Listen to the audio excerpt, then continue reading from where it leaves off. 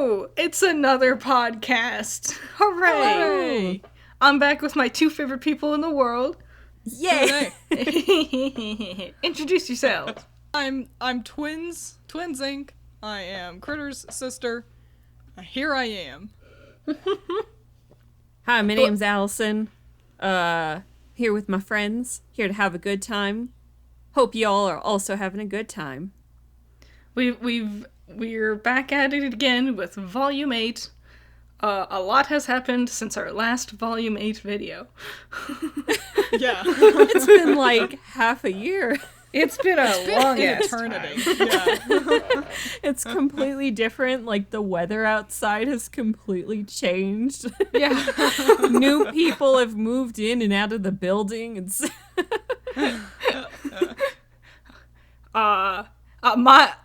us personally have shifted, specifically me, and how I feel about the volume. Man, so many changes. So let's start with A whole new world. let's start with you guys. In general, what do you guys think of Volume 8? Twins go first. Allison, you go first. Oh, me? Okay. Yeah. Okay. So I should start by saying that Twins and I rewatched the volume. So first time around that I watched it just by myself as it was coming out, I was very upset. And with every episode that came out, I became like progressively more and more upset. I would watch an episode and I would be upset for like the rest of the day. It would sour my mood. I would have to like watch happy things in order to cheer up from it because it would put me in it would just put me in a state, man. I think it was because I had been so hopeful about Volume 8 that when I felt it declining, I like almost took it personally. Yeah. Because my hopes were so high. On rewatching it, that like initial knee-jerk despair has softened. I still don't think that this volume was good. I would say this volume was okay. I hated a aspect of it, which I'm sure we'll get into because I know it's no one's favorite in this group. So I know we'll be talking about that thing. But overall, I'm gonna say it was fine, and that's the most positive thing I can say about it. Good. Good. And I did want to be more positive about it. I just can't lie to myself, unfortunately. That's the biggest thing, Be too, much isn't more it? simple if I could. Yeah. I would like to have liked it, but I went in trying, but anyway, What's your thoughts, Twins? Gotta prepare mentally. So, I spent a lot of my time trying to figure out which volume was worse, this one or Volume 5. Jury is still out.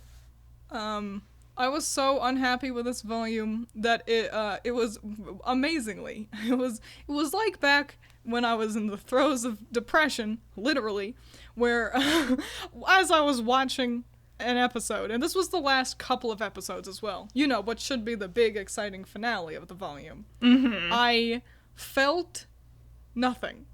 I wasn't even passionately, like, angry, you know, because with, like, Volume 5, I'd run into Allison's room and start screaming, like, why did this happen? Why would they do that? This was bad, they should have done this instead. And with Volume 8, it was so, I'm going to use the word offensive, and that's not me being hyperbolic. I was offended by the volume, and it was so poorly done, and it was so bad that I couldn't feel anything anymore. Oof. I was blank watching it. It's while on a technical standpoint, I don't think it's worse than Volume 5. Hey, at least things actually fucking happened in Volume 8.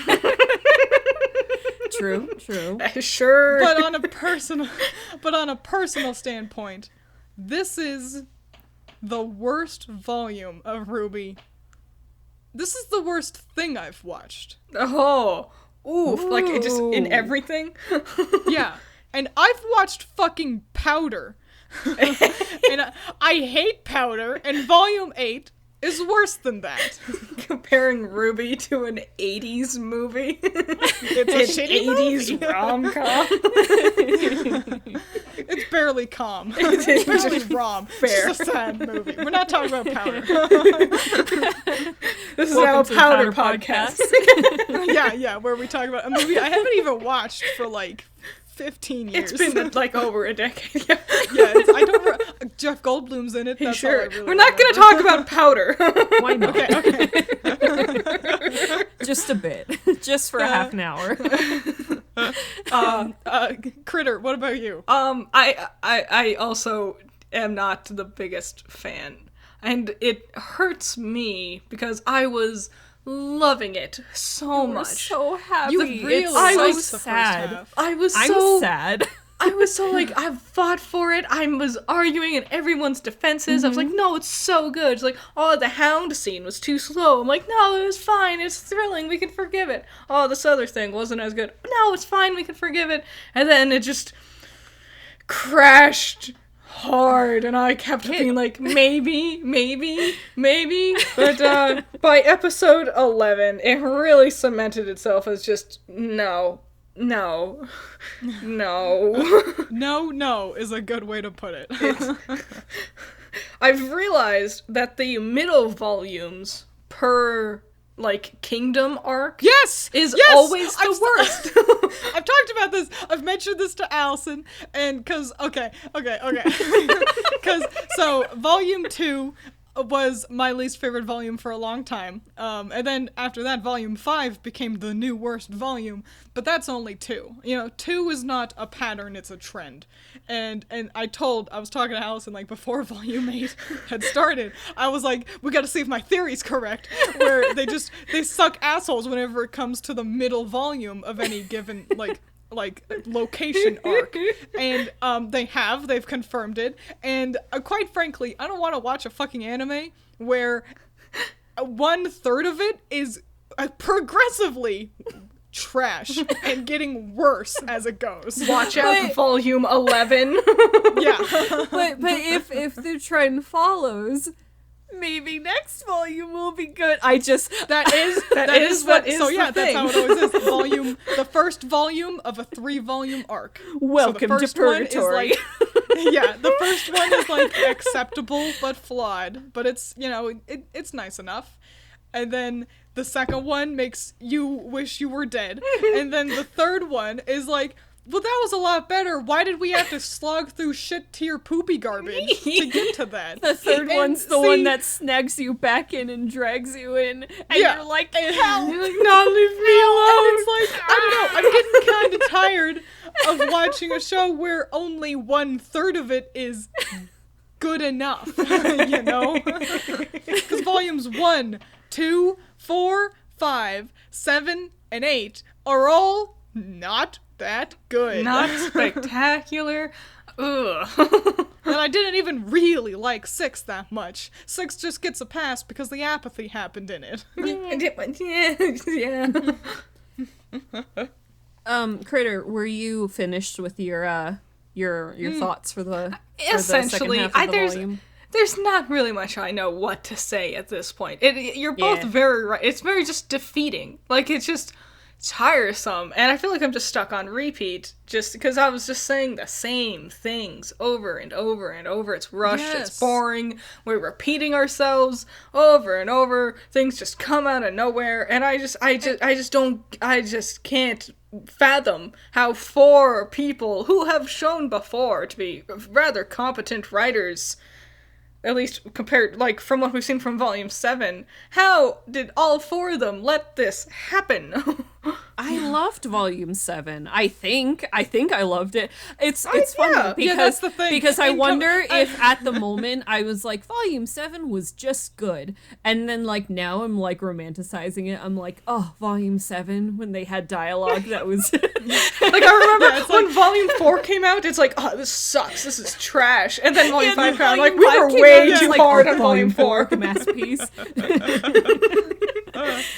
I'm assuming the way this must happen, I'm assuming that it's still at its core Miles and Carrie really coming up with the plot of the volume, and then the other writers like Kirsty and Eddie, they are writing the specifics, like they write out the dialogue and like the actions that happen.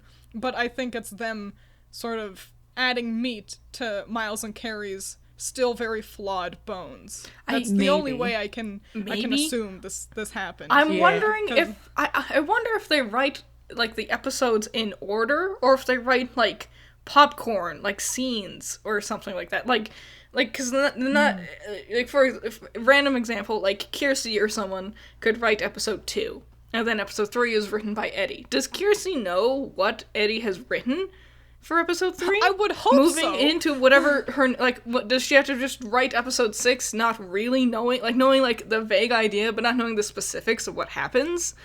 And Sounds like a hard way to. to go about it. Yeah, some of the times it felt like that was, like, I forget which number it was specifically, but the episode where they get into Monstro, I remember Eddie had written that one. Yeah. It's when they rescue Oscar.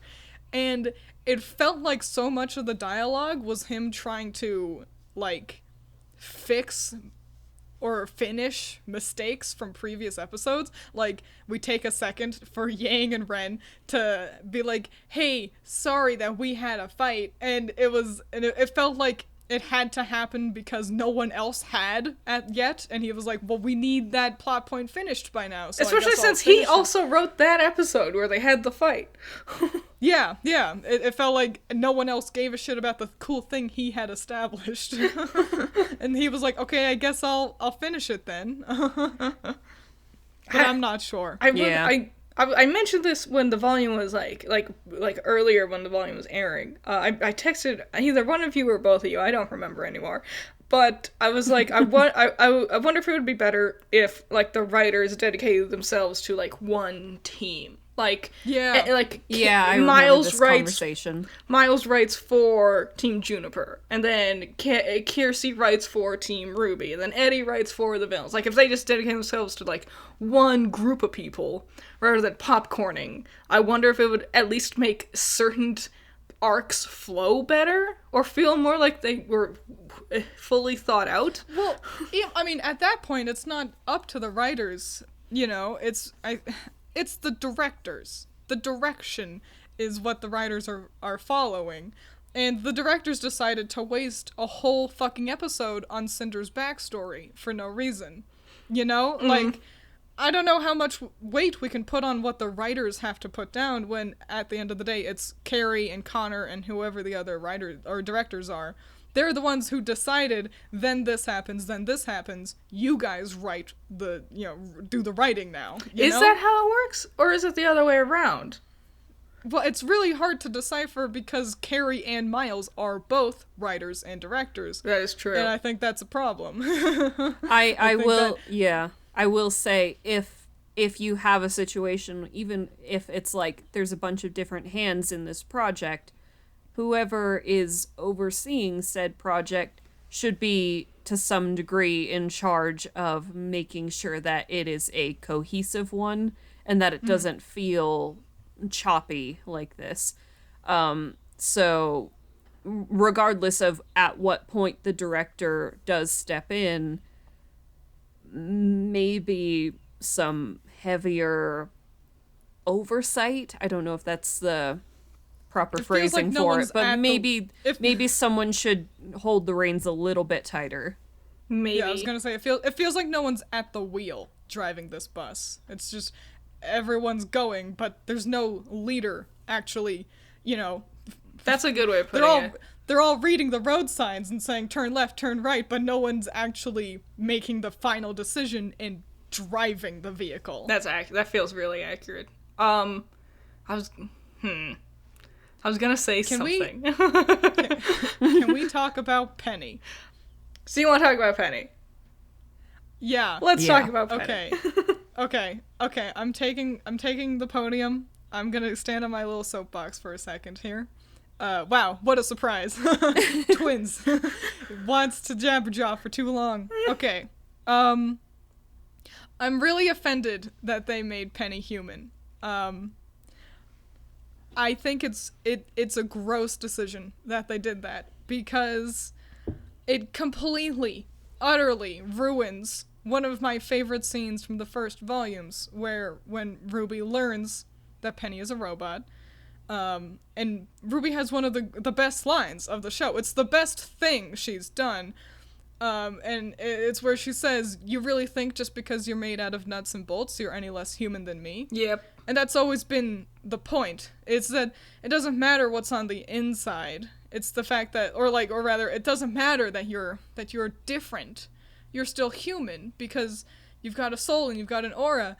And Penny has never, been driven to become human. It's not like she's sat there and looked at her robot legs and thought, golly, I wish I needed to shave those, or she's never shown this desire to become human. If anything, she just wanted to, throughout Volume 8, she showed that she wanted agency. She wanted to be able to make decisions on her own without her dad being there to make them for her, and then they just left Pietro in space anyway, so fuck it. Yeah. See ya.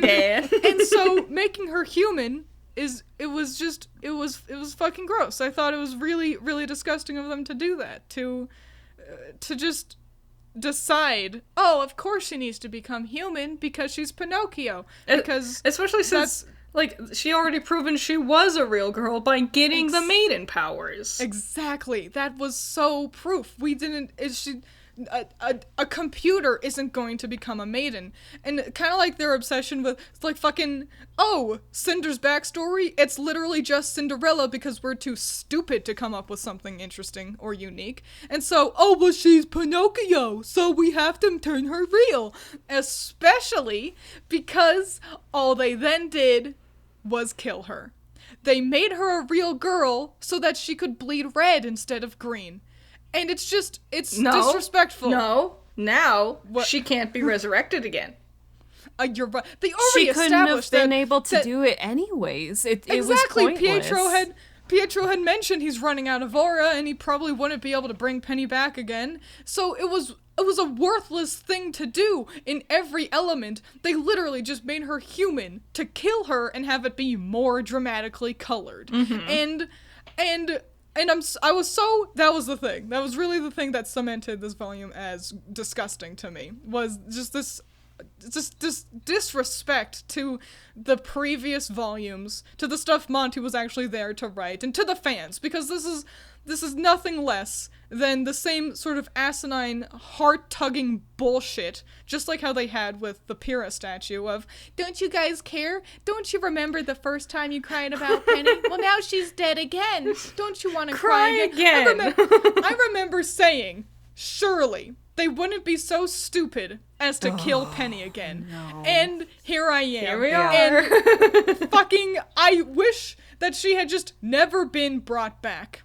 Because doing all of this has also retroactively made Volume 7 in its entirety completely fucking worthless. Mm-hmm. So all of fuck it that. has been completely pointless. Not a single thing for the last 2 years has meant anything. We just like Ironwood's a good guy, except now he's not. Penny's alive, except now she's not. Penny's a maiden, except now she's not. Why did we do any of this? We could have skipped everything. I'm gonna step off my little soapbox now, and someone else can be allowed to talk. I'll take that stand.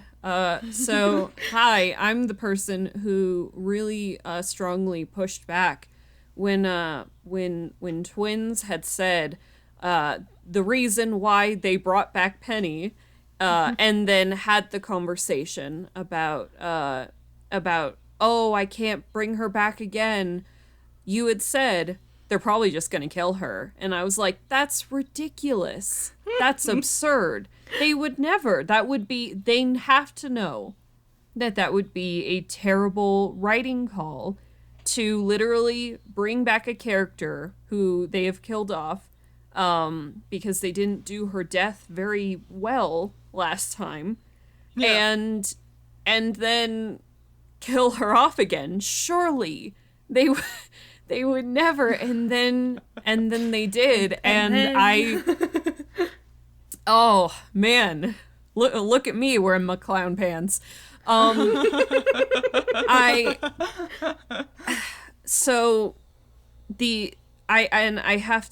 have to agree. The implication of Penny needing to become human is that there was something about her that needed to be fixed.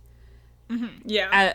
That there was something wrong with her being different, even though, as we established, she had a soul and she already was human. So it created what I believe to be the worst, my least favorite episode of RWBY, which is the one where they waste our whole time.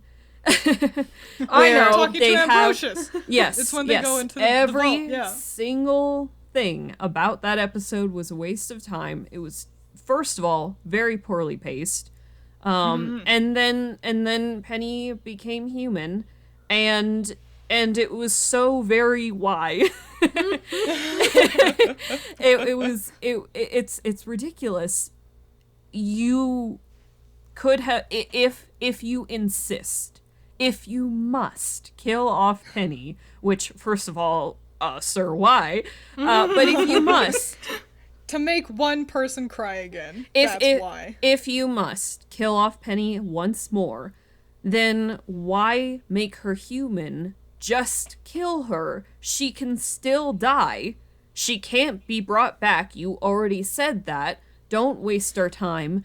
Kill her off as she was, and then in that scene where she's seeing Winter, just then have that little legs reveal and oh look, her soul is that human. Would have been, she's been human all along, and then I think cute. I think that would have made that moment even more beautiful. And it wouldn't have wasted our fucking time. Yeah. Truthfully, you shouldn't kill off a character who you just brought back, literally and obviously for the sake of emotional manipulation. Yeah. But you shouldn't do it. If you're gonna do it, don't do it like this. Not like this. Not bad. Not wasting our time. Our limited, precious time. Why? I think the grossest thing, in my opinion, about the whole thing was how it all really, really feels like an afterthought. Like they had to rush it in and jam it into an episode. Because like her they becoming didn't know. Her becoming human doesn't change anything. She doesn't do anything different. She doesn't talk different. She doesn't move different. She doesn't fight different. This girl she's skidding around on bare fucking feet, and she's never felt a fucking rug burn before? No. No. All it really did was allow tons of feet shots for the one guy on the animation team who was into that, apparently. Okay, I'm gonna call it now. Guarantee. Like, it's gonna be the same thing as Oscar's backpack, or it's gonna be the same thing as the fucking grass. When we watch the commentary for Volume 8, every single commentary track, the writers, directors, the animators, it doesn't matter, every single person is just gonna talk about Penny's feet. Yeah. And at least one of them will make... Grass. I love grass. At least one of them is gonna make an RTAA reference. Like, oh, look, a show where we actually got to animate the feet. I guarantee it. It was I'm not even embarrassed at this point. They just did nothing good. Her father never even knew she became a real girl. That's how little of a fuck that they was also gave. really bad. The fact that they completely forgot, blatantly forgot. Make sure we have plenty of time to explore, Harriet, I guess. But fuck Pietro and Maria. We never see them leave Amity. But enter Aesop's drama. We're your friend, Harriet. Remember? Oh, no. Harriet? All those times we've been friend? Yes, Who are you? It was just so weird. Why did they create this dilemma? They fabricated the Aesops and gave them the bullshit of, we're not friends, we fucking hate each other. Killed one of them. Friendship is stupid, and then... And even though Crow was invested in Clover, like, they were friendly, regardless of whether or not you felt it was romantic, they were constantly together throughout the volume. And then instead of have him have any arc around that, they gave it to Harriet, the most conventionally attractive girl on the team. So she can't be the one to die either. And don't forget Carrie likes ass. What a convenient that she's got ass. And give her the boo-hoo-hoo, I'm sad about guy, and then kill off Vine for no reason. No reason. And Let's it's like, drag. And then it was like, why did we do all this? Why did we create an arc for these background? It's like if the Ginyu Force went through this shit. And it's like, Goldo, no! Don't sacrifice no, not yourself! Gildo, no. We're friends! Yeah, Bruder has a whole scene where he cries because he tried to bomb a city and then suddenly realized, oh, that was a bad idea. Yeah. And then the speed-based character says there's not enough time, and then they really, really slowly. And it was like they were miles away. There was no reason for Zeki to be in the ship. There was no reason. And then it was an empty city anyway. Vine died for like 4 different no reasons. That's the thing that kills me the most. Elm's like, There's no wait, people are still evacuating down there, and it's like, are you sure? It looks pretty empty. It kind of looks like we're miles above an empty city, but okay. Alright, if you insist. Okay, Goldo, go ahead and sacrifice yourself, and I'll pretend to shut up. I'll imagine shedding a tear. Yeah. It's so... The part that just really gets my gander is the fact we literally... Gets your gander. Literally, the way it worked was we ripped the fucking screen away from Yang falling and Blake being concerned about it to instead be like, look, it's the Mishmash. Aren't you invested in Harriet's dilemma? Like, that's the thing. If you want to have your really poorly done Vine dies scene, okay, sure, we can have that in the volume, I suppose. Do it before now. Yeah. It doesn't have to be concluding at the same time as the world ends with you falling off of space and Penny dying bullshit. Like, just have that shit conclude earlier. Also, there's unfortunately, no reason things can only happen at the end of the volume. Very end Yep, of the yep, volume. You yep. Which cannot they really do anything of note unless you're Hazel and you fucking explode. That's the thing. They've always really struggled to they've always really struggled to have conclusions before the literal end of a volume, but there were so many things in this volume that this was the perfect time to learn how to do that, and they've just they really boned themselves by insisting on dragging every single plot point out to the very end. Like, guys, learn how to stagger some things, pace okay? this shit, guys. Yeah, what are you fucking doing? How did and that's the thing with this volume. So often I wasn't able to ask why would this character do that?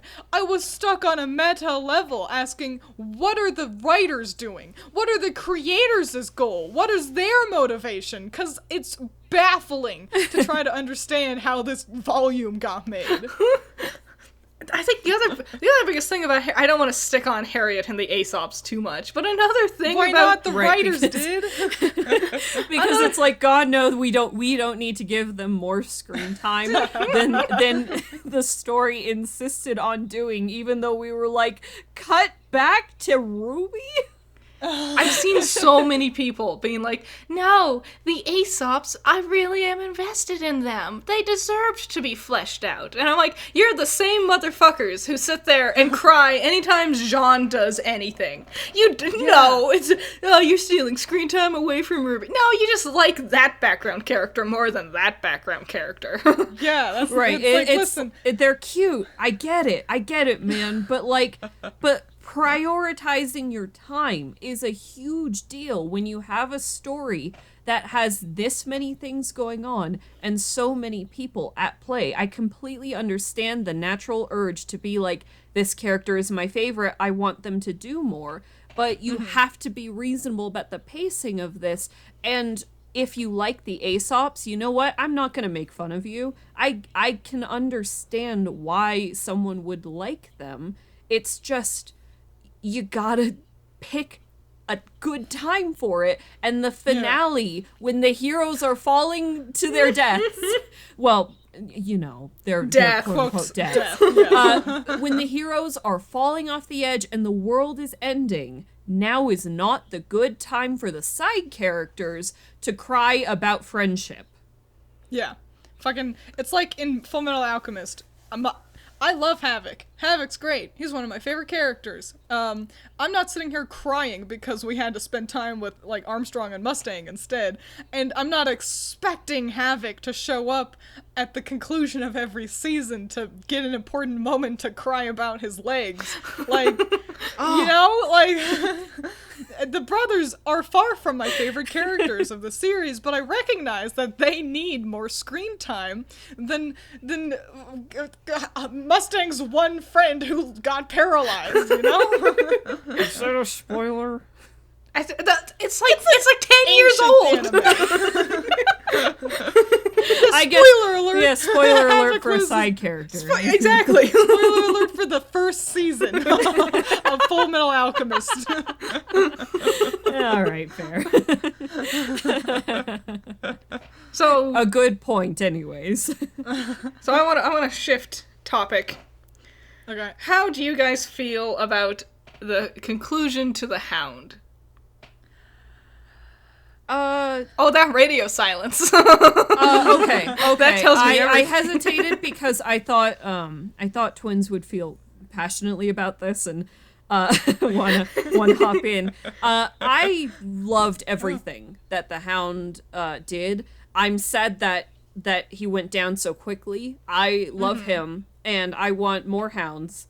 Yes. Hound was the best Yes. thing of this volume. I loved literally every single aspect about it, except for when it was like holding Oscar and slowly pivoting, and everyone's like, how do we stop him? And it's like, don't animate it like this. I get what you're doing. Don't give them so much time to react and then have them not react.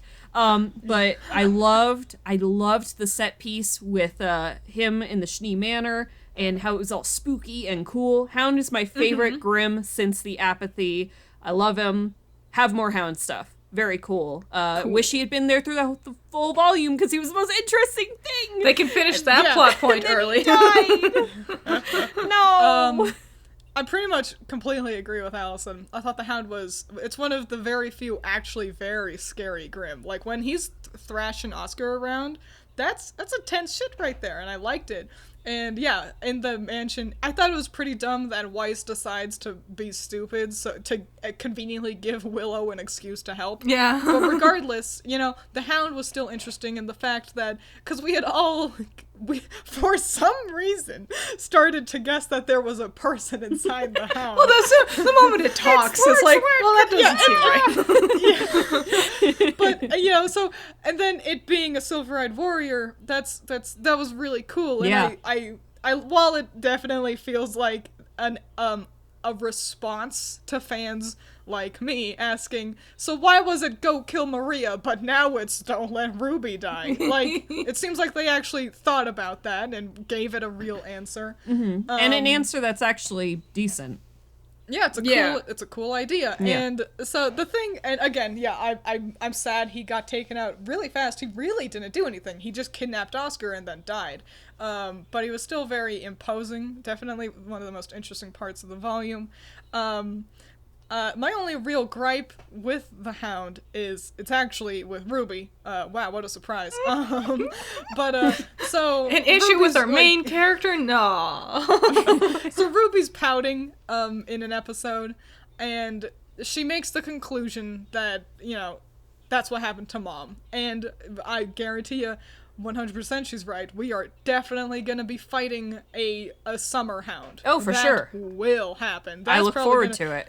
Yeah, it'd be interesting. The thing I don't like is RWBY makes this wild leap in assuming that Summer was the progenitor of the Hounds, that she was like the first like Patient Zero one. Yeah, and I don't see why she thinks that, and I don't see why they would have the idea to imply that anyway. Like, we don't need her to be the first one. She just has to be one. Yeah. You know? Unless that was the reason Salem remembered her name or something. I don't know. I guess. I don't know. Yeah, but that's really it. But I really liked the Hound, and I do want more Hounds to show up. I like the... What a shame, then, that we've canonically established that Marrow, that's the wrong character, the other one, Mercury, that Mercury has gray eyes because he doesn't have the tiny impossible silver little tick marks. Yeah, that's dumb. A Hound Mercury? Whoa, that would have been fucking rad. That would That would have been sad but cool, yeah. Yeah. While we're on Mercury, What about you? let's, I have nothing really to say. I like the implication of the Hound more than the execution. I'm excited for future fair. Hounds. I liked this Hound. I thought the ending was lackluster. I hope Salem can improve upon this model. I hope this is just Yeah, like yeah. Hound Make it- 1.0. It's like a next iPhone. Give him lasers. Yeah. His little Lasers dog that eyes can- just... Lasers that can obliterate Jacques' knee, but for some reason when you shoot yourself with it, you don't die? It was diluted by being reflected. It's I because guess. the metal. Were you gonna ask a question about Mercury? Well, I was gonna say, since you mentioned Mercury, let's talk about the only interesting aspect about Mercury, and that's Emerald. How do you guys feel about everything that happened with Emerald? So I know that you really did not like No, it. I hated it. I'm so so now- excited. I'm so excited to hear this. Because you're never, like, vitriolically negative yeah. about things. And so I'm so excited to talk to you about Critters I'm are gonna getting jump feisty. in. Yeah. I'm gonna jump in first to I suppose play devil's advocate. I don't mind Emerald joining the good guys. I suppose they've had plenty of hints that she doesn't really like being evil. They've been doing that since Volume 2 when she was really first introduced. That's fine. I do think the way they go about it is it's a little clunky, but it's as good as RWBY tends to be in terms of writing.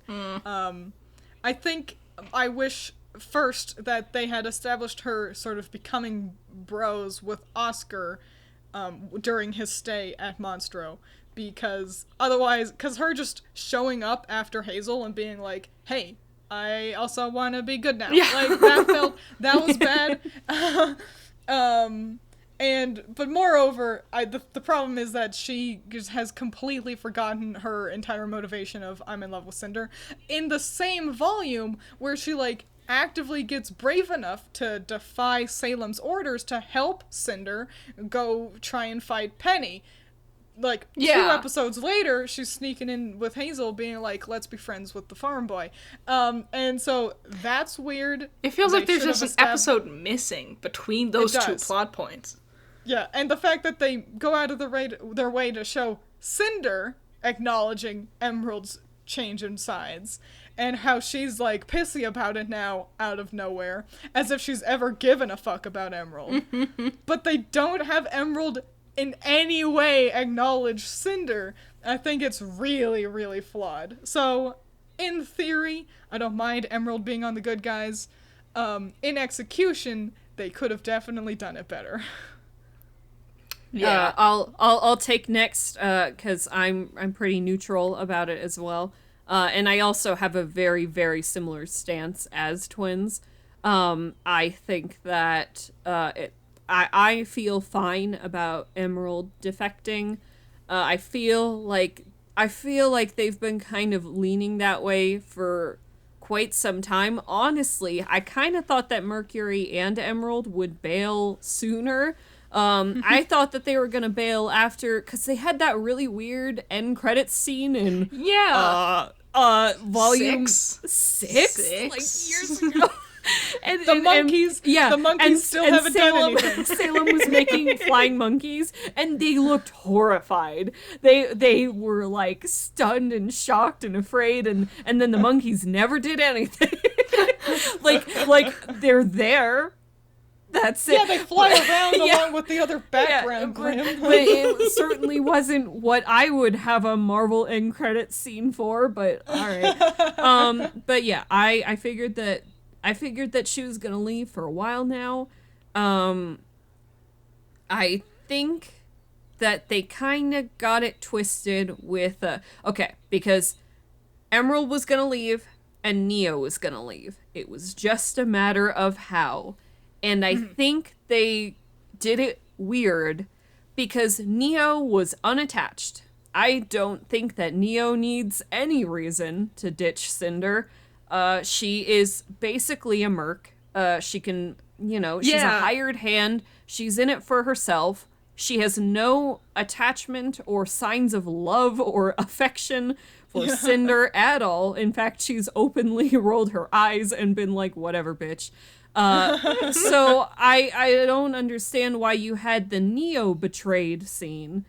I think that maybe that moment, not like exactly, but I feel like Cinder should have pulled the rug out from under Emerald and had, Emerald have the realization of, oh, it's taken a long time, but I finally realized that Cinder does not love me. And then have her defect. That would have been way better. Because Neo, why? Who cares why she leaves Cinder? She's gonna do it. Like, it's obvious she was gonna do it. You didn't need to have Cinder be like, I'm not gonna save you. Like, why did you expect her to save you? You probably wouldn't have saved her. You probably would have stepped on her fingers. So it's just a weird moment to have Neo be like, oh, what? How dare!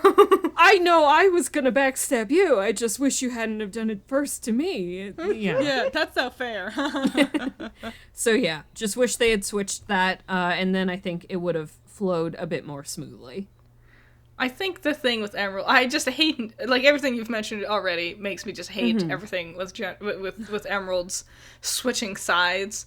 But the other thing that really just pisses me off every time I think about it is how the heroes just accept her. Like, just she helped them with Penny, and then it's, we all trust you endlessly. Let's laugh and have a great time together. And that was a bad scene. Yeah, you're definitely right, because they do, like, mistrust her, but it's very surface level. Yeah, it's also like, only it's like you're not our friend, but we'll involve you in, like, our very important, you have, like, a pivotal role in our schemes now. It's like, so yeah, but you're absolutely right. It's all cosmetic.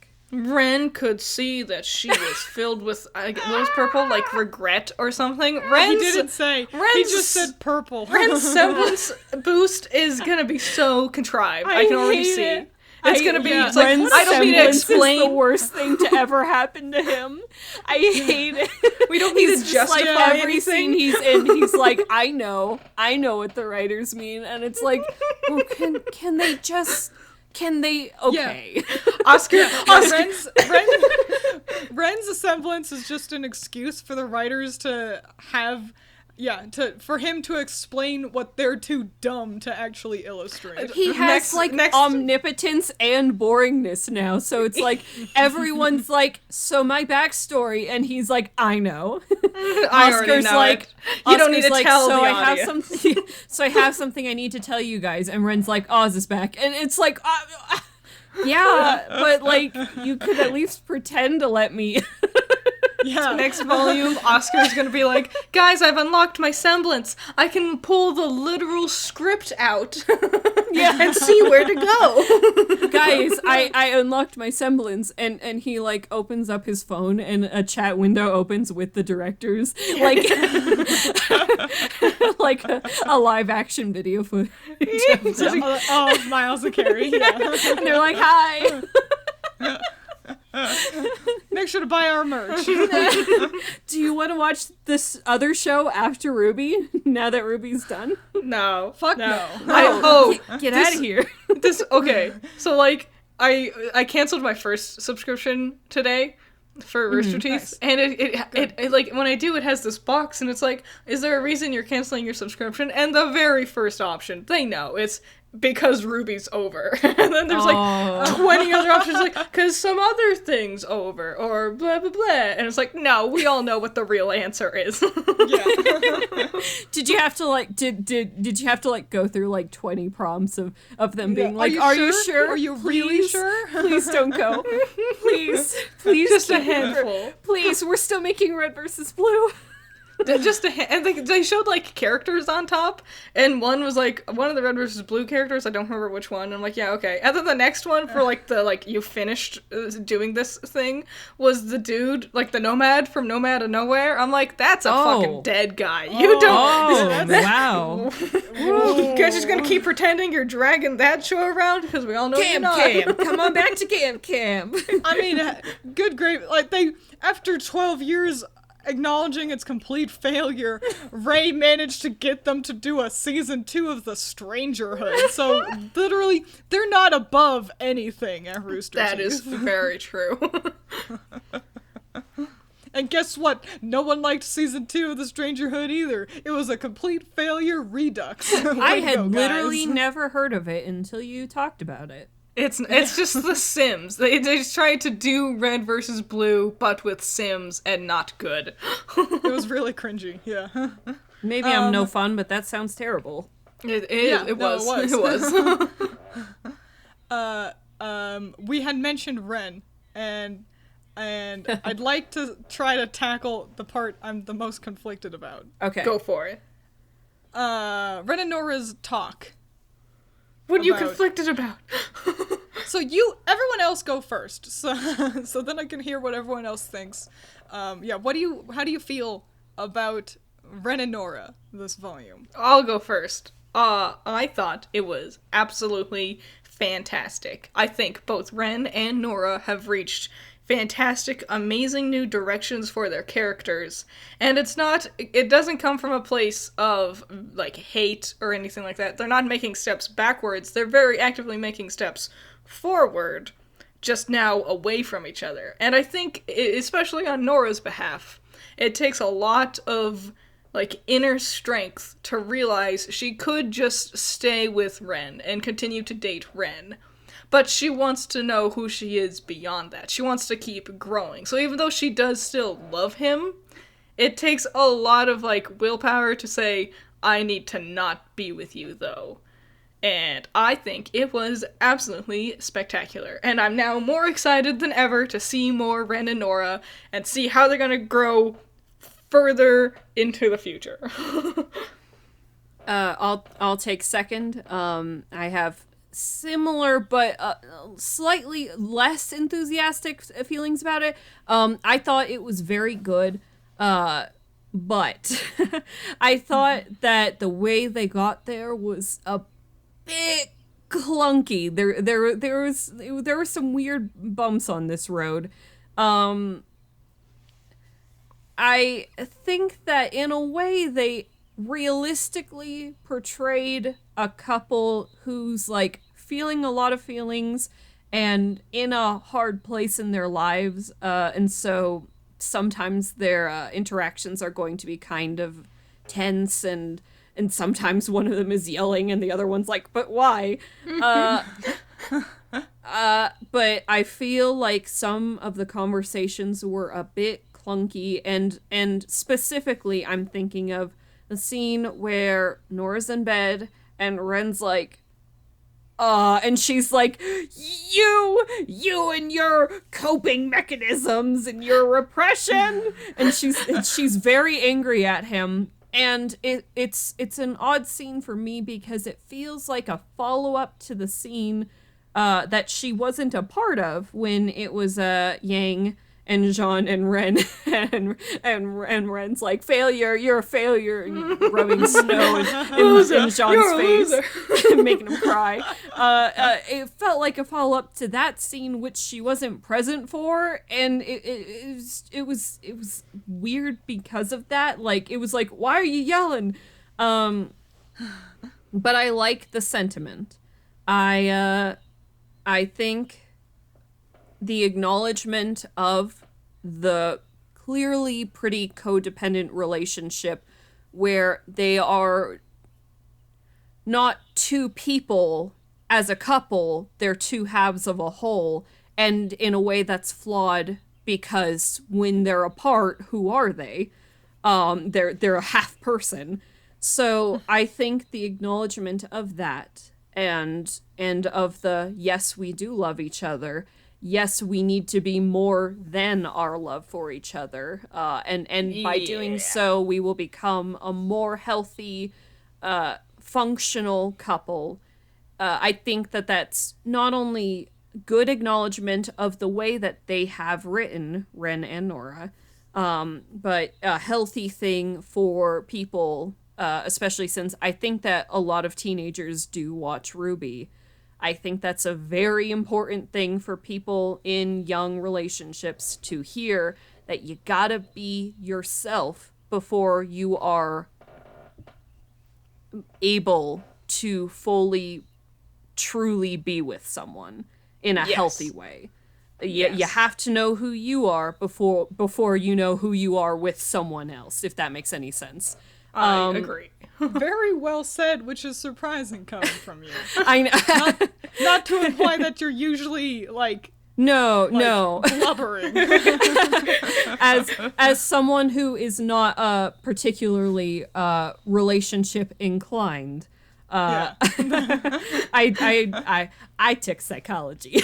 You big smarty pants. Yeah, you know. I got my degree. It fell down because I didn't put enough support behind it, and it fell. At least you have yours. Our mother still has mine. You just got lost in the mail. Get fucked. She just kept it, held it like, this is mine now. Held like, all it right, I mean, I hostage. earned it, but whatever. Yeah, like, whatever. But yeah, on to you, twins, because I know that you feel differently about it, which is totally fine. I'm so conflicted. This might be a lot less eloquent than I usually am. Okay, so, like, okay. Good start. So first, it's under the guise of a Nora arc, but really, Nora did not get an arc. Rather, she she questioned herself with, like, Blake and Weiss while they were infiltrating. Mm-hmm. Got hurt, made a joke about it, and then we were expected to take it seriously later, which was a giga-brain move on their part. But beyond that, she got her scars, and then she spent the rest of the volume in bed. The only thing resembling her developing at all, like this idea of developing as an individual, is she kind of helped Penny when Penny was being hacked, but it's not like they became friends out of that. Penny didn't, make Nora the maiden or anything, I mean, that's as much as like, Winter ever got with Penny. Well, no, because Winter and Penny clearly had a relationship prior to Volume 7. Like, they were clearly already Ironwood's henchmen. I'm not surprised Penny chose Winter, but moreover, Nora didn't do anything in the entire volume. Ren did. Ren's the one who, like, learned and had opposition and developed, not only as a character, but also in terms of abilities. But we all have to pretend it was a Nora arc because, oops, they haven't given Nora an arc yet. And then moreover, like the argument truly really kind of hits its point with Nora's statement of, you push people away so you don't have to feel things that are hard, which puts the focus on him. He is the one who has to acknowledge a perceived flaw. I don't think trying to distance yourself so as to not hurt others with your animosity, I don't think that's necessarily a horrible thing. I'm not a psychiatrist, though. Regardless, that's the point on the table, is, Ren, I want you to talk to me, not push me away. And then the conclusion is, cool, Ren, I want to talk to you less. I don't understand why we spent so long with Nora really pushing to have, Ren talk to me, because he has been really distant. Ren talk to me, I want to get inside your head. And he finally does, and he reveals, like, he confesses, he says, I love you and shit. And the conclusion to the story is then, stop talking to me so much. I need to figure out who I am on my own. And I think that is a fine conclusion to that arc, but they did not go through that arc. I'm so okay with Nora being on her own and figuring out who she is as her own person, but we spent all of this time coming to the conclusion of them, like, really confirming their relationship or establishing that, and as Ren actively engages in that conclusion, she deters, and I suppose that's realistic, but it wasn't particularly satisfying. For after 8 years of, so when is Ren and Nora actually going to become a thing? It becomes a thing just to immediately, out of nowhere, be, actually no, we can't date yet. I need to figure out who I am on my own. And I just wish, if this was going to be the conclusion, that we had spent more time with Nora figuring out what she wants, and spending less time with everybody, because the entire team has been like, Ren, you're being an outsider. You chose to set out in the snow as opposed to hang out with Yang and Jean in the little shed that they found. He's been really distant, and everyone's been like, Ren, stop being a distant weirdo. And then he does that, and he's rewarded with not getting to hang out with the person he just confessed his love to. I don't know. I wish that he hadn't have confessed at the time. Or no, that's really it. Is if the whole plot was gonna be Ren stop pushing everyone away, I wish they had actually concluded that with he stops pushing everyone away, and Ren is cool with talking with his friends more. And if the conclusion is gonna be, Ren, we need to distance ourselves from each other a little bit more so we can learn who we are on our own, so I know who I am, then I wish we had explored that more. I understand where you're coming from. I get you. I get it, yeah. But I would argue I don't think what Nora is trying to say is stop talking to me. I think it's just talk to me, but not in but as friends, not romantically. It's not as a couple. It's impossible to tell. It is literally impossible to tell because, as is always the case with RWBY, anything could happen until it actually happens, Like, this could be quite frankly, Ren and Nora could be holding hands and making out every episode, but learning who they are on their own. Or they could be going out of their way to not interact as much as possible so Nora can learn who she is on her own. Either is very possible until we get, like, a solid conclusion, or a confirmation, rather, in the next volume. Right. Or it's entirely possible that as an audience member, we won't really notice a visible difference in how they interact with each other. Maybe less physical contact, but as side characters, they weren't regularly chiming in to begin with. Yeah. So it's totally plausible that the way we get to see them interact, like won't change. Doesn't mean in universe it's not changing. It's just it probably won't affect us very much. Probably, honestly. That sounds like potential Volume 9 stuff. I don't want to put the cart before the horse. I'll judge Very true. Volume Very 9 true. for its own merits. Right. And very clearly, I think we have shown that our fortune telling for whether or not, or at least, you know what? I'll speak for myself. My fortune telling sucks. Mine's not good. I was like, Volume 8, gonna be so cool. It's gonna be the new Volume 3. It's gonna shake everything up. It's gonna be great. The whole like formula of RWBY is gonna be completely turned on its head. Like, we're gonna start out episode 1, action, boom. There's gonna be cool fights right from the start, and the whole way through, it's gonna be non-stop craziness. And then it was like, do you want to do the thing where we tell jokes in episodes 1 through 3, stuff happens in 4 through 6, nothing happens in the middle, in the middle end, and then only things happen in the last 2 episodes. Hell yeah. Even though the final episode is always shortest, I've got the hiccups. It's that final episode is infuriated always me. shortest because Oh, it's cute. Keep it in. because they've got to roll their really slow credits, and that's an easy way to get to over 20 minutes long. So the final episode is always actually like 10 minutes. I was practically shitting myself. I'm like, oh wow, 20 minutes? Ooh. Then maybe they'll actually finish the finale good. No, silly me. It's only like, without opening and end credits, it's only like a 10-minute long episode. This shit fucking figured. stupid. So, I only have a couple of more things I want to talk about, like that I have planned to talk about. Mm-hmm. One of them is Okay. Winter becoming the Winter Maiden. I don't like it. I don't know, because in Volume 7, I wanted Winter to become the Maiden, because when she spoke to Weiss, she made an excellent case for it, and I was like, yeah, that's what she wants, and I want her to get what she wants. And so I was actually kind of disappointed when Penny got the powers, because I was sad for Winter, but I was, still happy for Penny, whatever.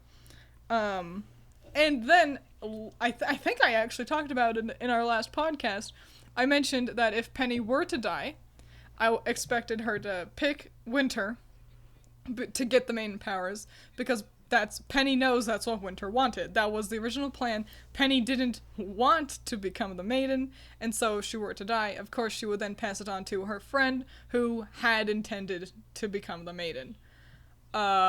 So in that regard, I think it's pretty eye-rolling. Oh, how convenient. Her name is Winter, and she's the Winter Maiden. But, I don't mind it technically. I've got other issues with how it happened, but we'll talk about that in a bit, I'm sure.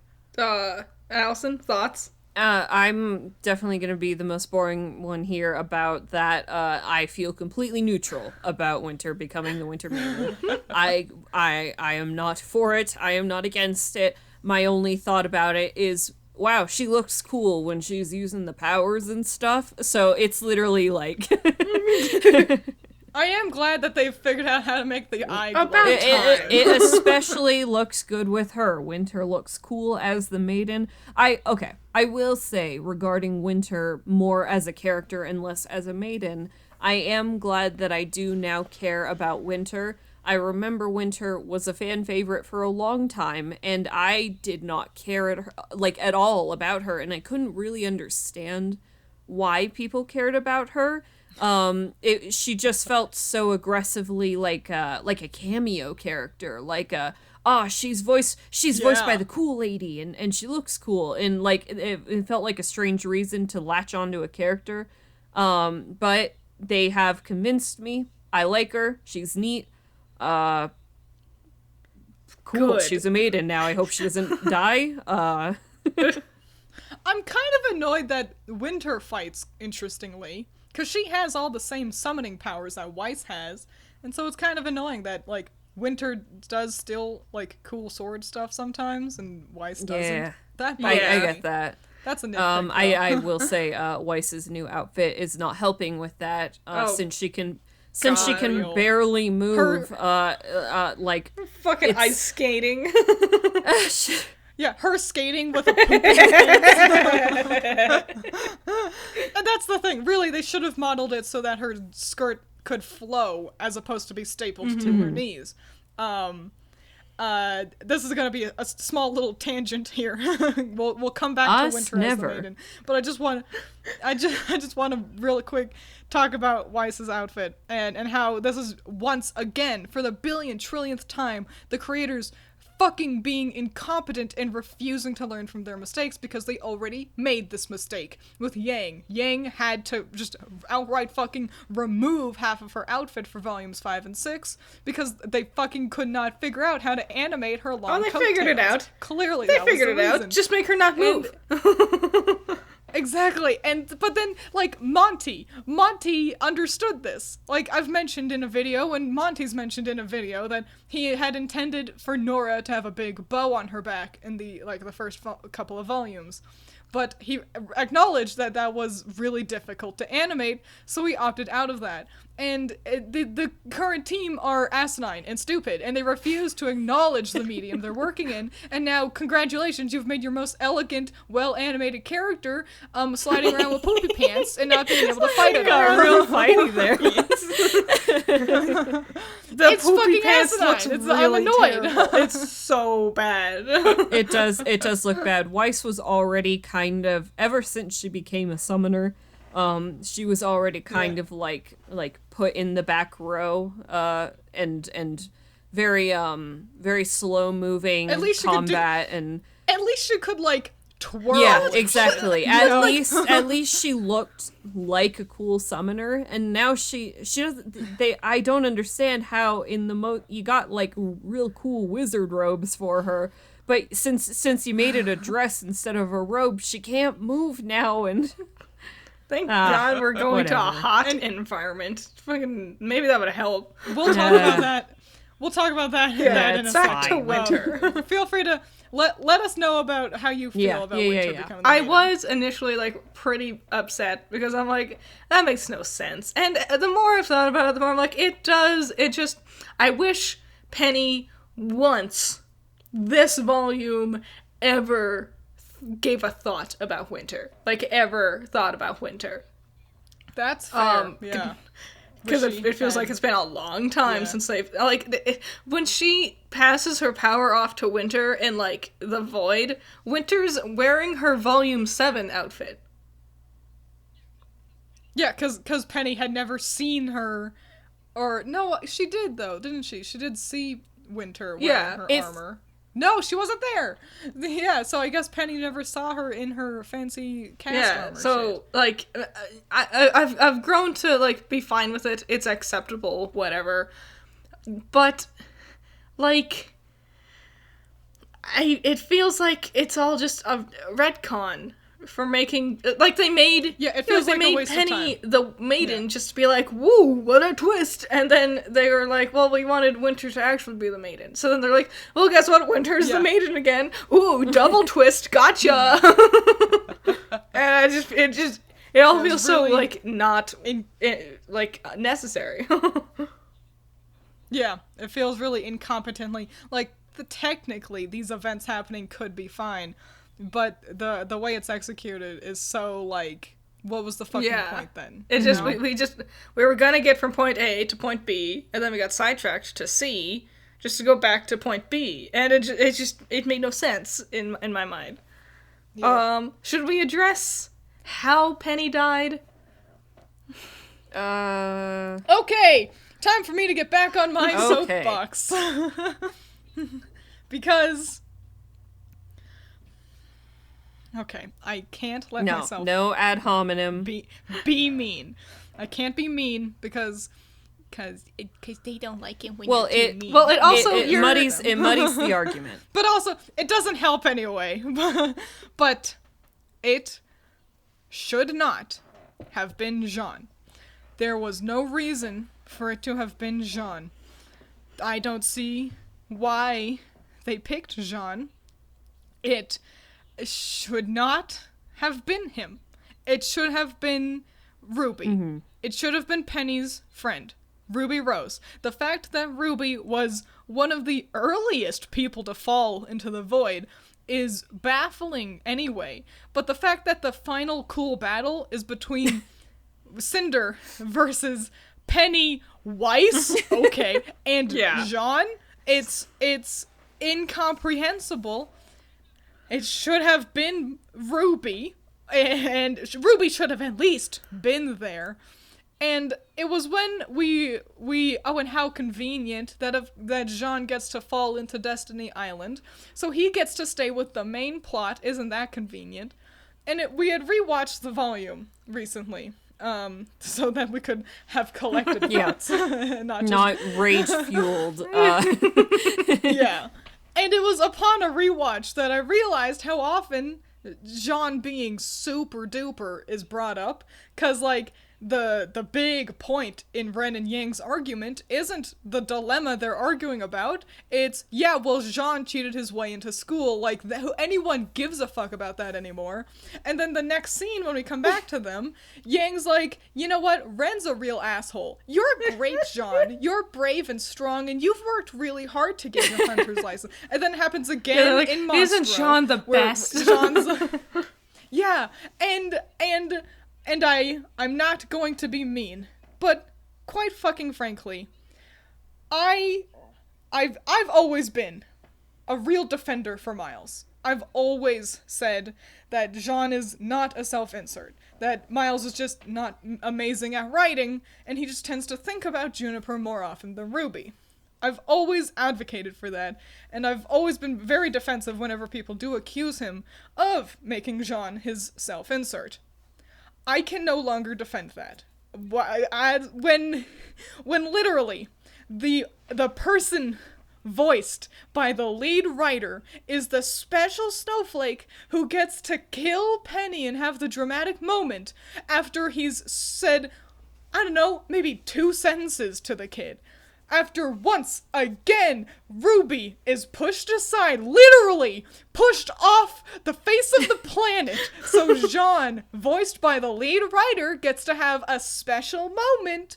I can't defend this shit anymore. Miles should not be fucking writing the show. And the fact that the last episode, we don't get, like, a credited writer and director, because they show the full season credits instead, there's no defense for it.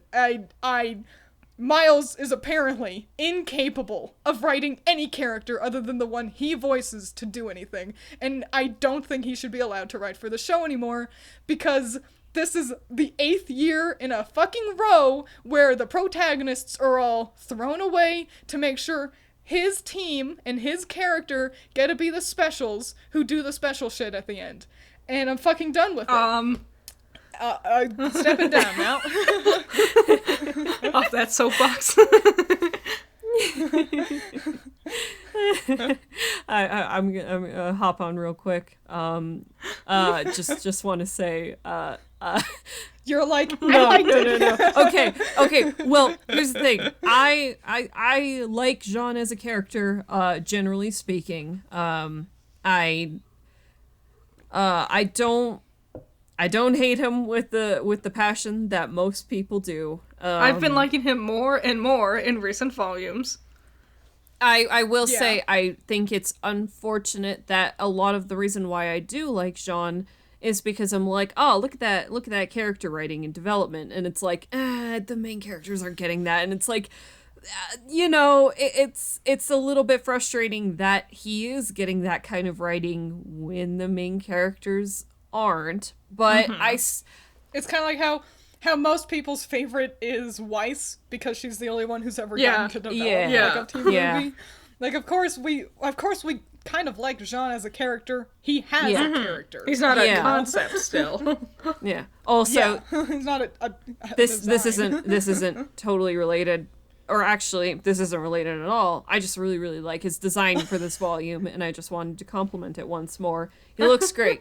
Good job. It does really look good. I like his hair. Yeah. Everyone else cried and threw tantrums. I like his hair. I like his pants. His pants I think also they look good. His yeah, everything about it. 10 but 10. All of that aside, I cackled out loud when it's like Weiss is like, on the ground, and Cinder's like, and and launches her death blow attack at Weiss, and the music, like I'm watching a Marvel film, it soars, and Jean leaps in gallantly, his shield and sword drawn, and saves her, and I laughed so hard. It was just so like melodramatic, and like, oh man, it must be really like hard. I heard you laughing. I remember on the day that episode aired, I had finished it before you, and I had kind of snuck across the apartment to look in your room to see how far along you were, and I saw like Penny, like when Cinder's attacking her, like when she's sucking out her aura, like Penny is damaged, and I'm like, oh cool. And then I was getting coffee nearby, and then seconds later I heard you laughing. It was just so like I imagined Miles like in his little writer's room being like for the past few volumes being like, I'm going to exercise restraint. I will not have Jean do cool things because the internet made fun of me and I don't want them to make fun of me. But then like he got into a state and he was like having one too many, and he's like, you know what? And he knocked everything off, and he's like, I deserve. It would make sense. And then he just did whatever he wanted. And no one stopped him. That's a joke. I have no insight into Miles's writing process. I just thought it was funny. Is the soapbox open now? It is. I'm stepping down. All right. Wide open. Like, okay. The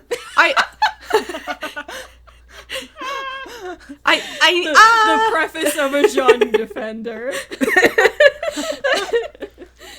I didn't hate it. I thought it was fine. I don't think it should have been Jean, by all means. I think literally the only reason it was Jean was because someone, somewhere, had the idea of having that shot where he sees his eyes reflecting in his sword, and they're like, well, we can't have any of the other characters do that with their weapons. And then they're like, well, then it has to be Jean then. And, also, like, what a pragmatic view of it. Yeah. and it should have been RWBY. It should have been RWBY, because that could have fixed a lot of things. If you wanted the eye-reflecting shot, let her use Blake's weapon, because Blake left that weapon behind. Or just have the reflection in Crescent Rose, anything. It should. Don't sacrifice the writing of all of your protagonists to have one interesting shot. You know? RWBY, it should have been RWBY, because also, like, as we were talking, this is just, like, hit me. Like, Jean runs up, and he's like, I can heal you with my semblance. He's just like, no, it's too late, I'm dying. He's like, no, I have Revivify, it's alright. It's like, no, I'm gonna, just let me fade away. He's like, but I have maximum cure wounds and a health potion. I can literally save your life right now. No, don't give me the Phoenix down. No. And I'm like, if Jean wasn't there or was like preoccupied, then there wouldn't have been an excuse. Like if RWBY was like, you wouldn't have to do that. Yeah, the way I think I should have, Weiss should have fallen off with Blake instead. I think Weiss and Blake get those two nobodies out of here as soon as possible, and it should have been Penny, Jean, and RWBY left over. Oh. Yes, no, this makes sense. I'm on the soapbox. Yeah. Get off. Go ahead. It should have been Jean, because that would have given Cinder a good enough excuse to get distracted, because Jean's already pissed her off before.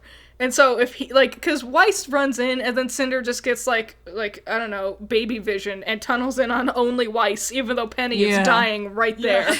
If it was Jean, maybe they could have had a thing where it's like, it's you again, you pissant. Why don't you just die? And then she'd get all, like, pissed off that this seemingly easy-to-kill dude isn't dead and he keeps bothering her. That would have been slightly more acceptable. Could have had a line of why do you keep getting in my way? Something. Oh, it's also because she also breaks his weapon, and if she was, like, you know, using her sword, and, like, as she's hitting his sword, we could see it heating up, And then, like, as it's getting heated up, she could do a final blow, and then that would break the weapon, rather than just, and suddenly his sword just breaks, like in Legend of Zelda, as it reached its limit. It's gone. Personally, I think Jean and Blake should have fallen. Like, Blake...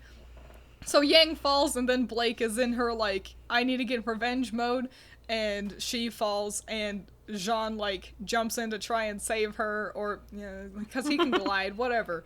And then they both fall together. And then we can still have, because clearly Weiss is one of the ones left, so then Winter can sadly fly after her and cry, and sure, if we want to have that happen, why not? So then, instead, it's like Weiss, Penny, and Ruby, and then have Weiss successfully distract Cinder and, like, actually do animate it more? well. Yeah, like, have it really be like a, like, you know, I mean, fuck, have her summon something. Like, you'd have her do it all the fucking time. But summon, her like, aura a was big armor broken. guy Then that- don't break her aura yet. Okay, that bullshit, that bullshit. Okay, people use that dumb fuck excuse all the fucking time, where, why didn't this very clear, obvious answer happen? Their aura was broken, so they can't use their semblance. Okay, I've never fucking actually heard. Where's the source for this bullshit?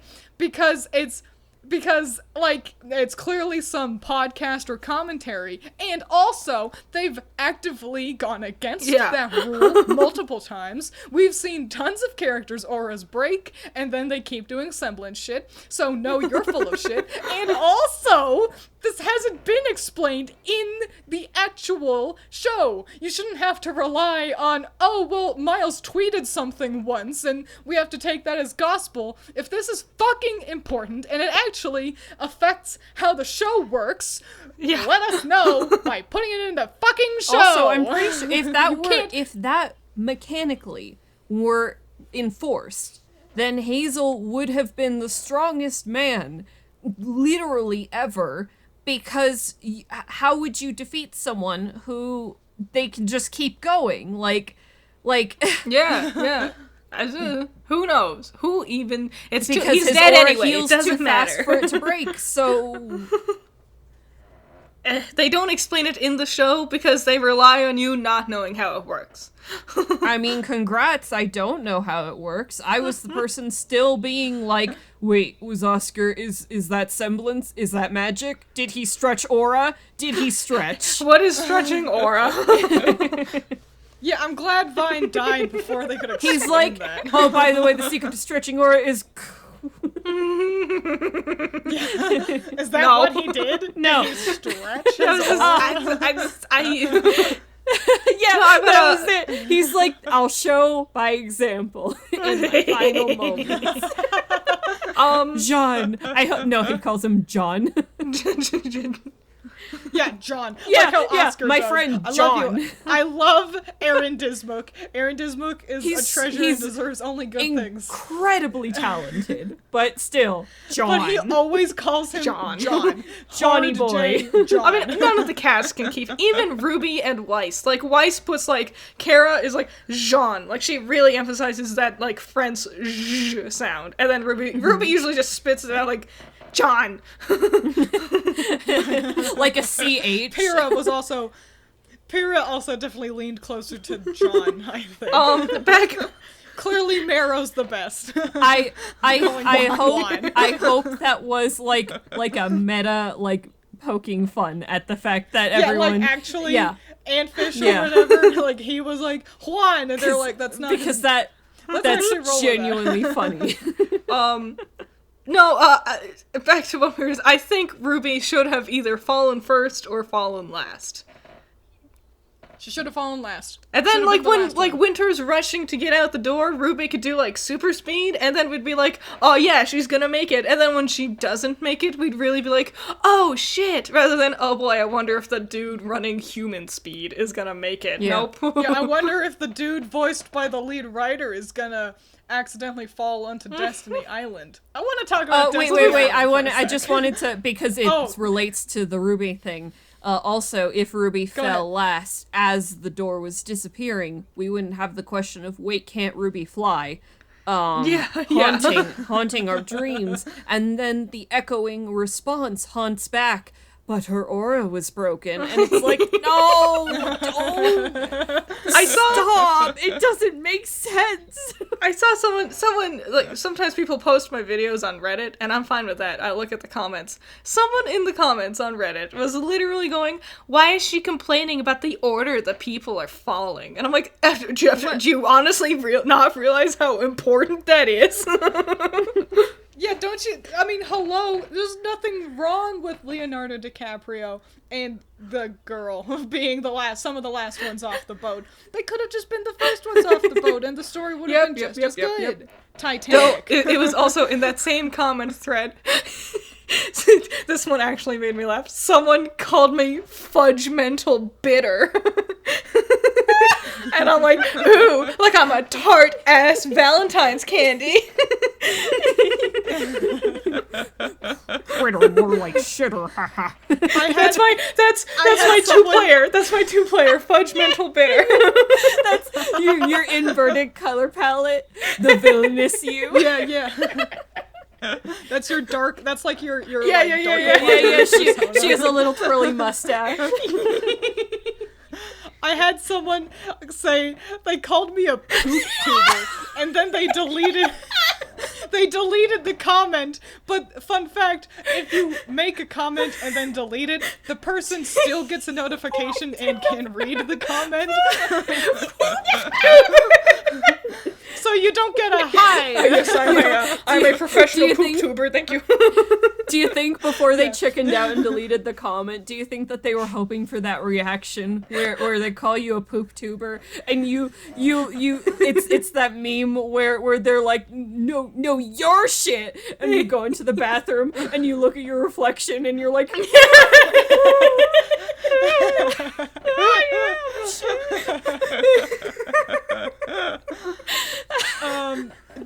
Destiny Island. Yes.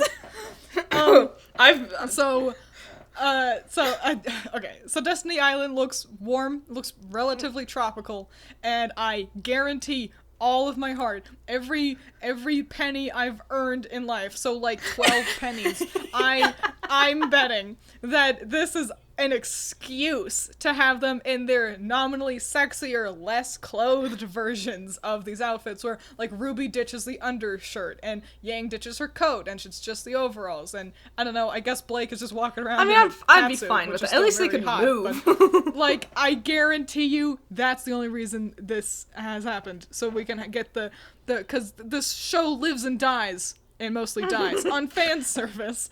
And because Ayn Lee went out of her way to make, look, this is all the layers. This is them wearing less clothes. Oh, well, we have to give them an excuse to wear less clothes. Well, because last time she also did the things with the layers, and everyone went, well, why didn't we get to see them with the layers? And now they're like, well, okay, if that's what you want. Okay. What would less layers Jean be? Jean's He not just dumb. takes He his doesn't- just fuck shirtless off. Jean, yeah. He's Shirtless Jean, but fucking jacked. He's a got- 12-pack. he's like a he's 12 ripped to shit, but he's still. He has but Hazel's he's still horrible like pretzel bashful. ribs. We scream.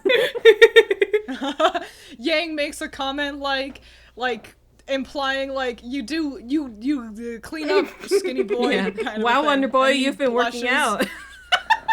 Yeah. And I'm then, gonna barf. We gotta and it's stop. like, it's like, how about we just actually have all of Team RWBY get No, on no, their no, knees no, for no, Rousey? So, I'm totally fine with cute outfit changes, because I hate their outfits now.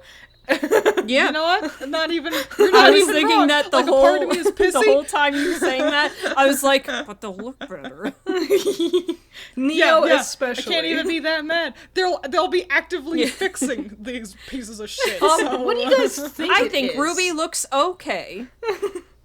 Yeah, RWBY of the team, RWBY definitely looks. She the best, does, in my opinion. absolutely. The new haircut does wonders. Her last one Yes. was awful. It's cute.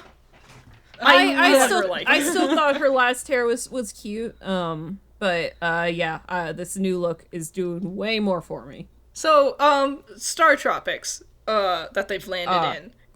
What do you think it is? Because I'm thinking it looks a lot like Yggdrasil. The life tree. Yeah. I mean, I think it's Alice. I've seen a lot of Alice in Wonderland theories as well. It does look a lot like Yggdrasil, though. I hope they could, like, incorporate both concepts in there. Maybe it's Neverland. It could. Maybe it's Neverland. Ah, that'd be fun. Does that mean Robin's gonna come save That's them? No, shut up. That's a No. different thing. Robin Hood and Peter Pan are not the same Lost thing. Boys? That would. We find the Lost Boys, but they're all girls because they know who their target audience is, and then they just one of them dies, and then another one is sad about it, and then another one dies, and one and they're just the Aesops So again. here's what it is. We're in the spirit world, and within the spirit world, their guide will be Torchwick. Boom, boom, boom. He was bitches. always in the way. I've been here the whole time. Oh, I saw something on Reddit, and if they do this, I'm gonna scream my face off. It's like, well, if they're in, like, some weird, like, interdimensional area, do you think Neo could get a voice? And I'm like, fuck off! She's mute! What? Stop! No, if I would actually scream, because I already took issue with the idea of fixing someone, quote unquote, for being different. Don't. Yeah. Don't do that. Don't. I do don't that. think they will, because I can't keep saying this because I said this about Penny, but surely they wouldn't do something that stupid. They would surely have to know that would be very apparently rude. robotic legs. Well, apparently robotic legs is something that you should be ashamed about and need to get fixed. Because you're not real if you have robotic legs. Don't. So yeah, of course, mutes aren't allowed to be. No, okay. We It give hasn't. Neo It a hasn't voice. happened. It hasn't happened. And it fucking Guys, better it not. hasn't happened. Every time it's always on Reddit. Every time I see something like that, it's like, what do you think Neo will ever talk? It's like, what? Mute people exist, and it's Why do you want disgusting her that to you talk? think that there has to be like some it's trickety rude. trick to her being mute. Like, it's like, someone being different from you does not mean they need to be fixed. Please, that'd be like, don't think think like this. Yeah. that'd be like if someone sat there and went, "Do you think Toph will ever be able to see? She's blind. Fuck off." Yeah, it's gross. And people who do like think like that, like, well, and once, character like Neo, like once Neo gets a voice, it'll be perfect. It's like, well, you're disgusting. You are so fucking shallow. To play devil's advocate for that kind of person, they might also just be young and not understand fully what they are saying. I would hope so. I would hope that they're just young and it hasn't really been explained to them of, hey, this is why that kind of Here's your lesson. that's not Don't do okay. that. So if you are that person, that's not okay. Don't. It's not. It's just as bad as saying, well, how do we fix autism? That's gross. Yeah, That's it's you don't. There's nothing to fix about people who are different from you. Aw. So that was. anyway. Life is over. That was all I really had planned to talk about. I'm sad about what. Oh yeah, I am too. He was compelling and fun, and he was the most fun villain we've had since Torchwick, and it's such a shame. Yeah. I hope he's not dead. We didn't see a body. Maybe he's fine. Yeah, I mean, if people were out there insisting Adam's still alive, we just be in. Watts is right there with them in camp. He feels so underutilized, and I don't see why they even killed him anyway, because we already killed off Hazel, and also Emerald joined the good guys. We don't need to start blasting through bad guys. It's because as they quickly, realized that they've wasted, like, what is it, like, 5 some odd volumes now, just introducing a million villains and doing nothing with them, and the only villain Right. we've handled was Yeah, Adam, and now who did nothing. And now the real villains are just dying off without them. The villains getting are to do killing anything. the other villains. Hazel as died always. to Salem and Watts died to Cinder. The villains have a bigger villain death count than the heroes do.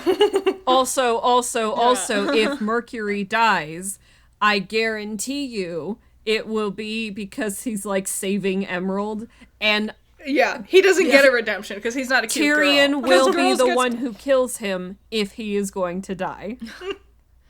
Yeah, because girls get redemptions, boys Yep, just get yep, yep, murdered. yep, yep, yep. I really hope And- that that's not the case because, I mean, you never did anything with the guy.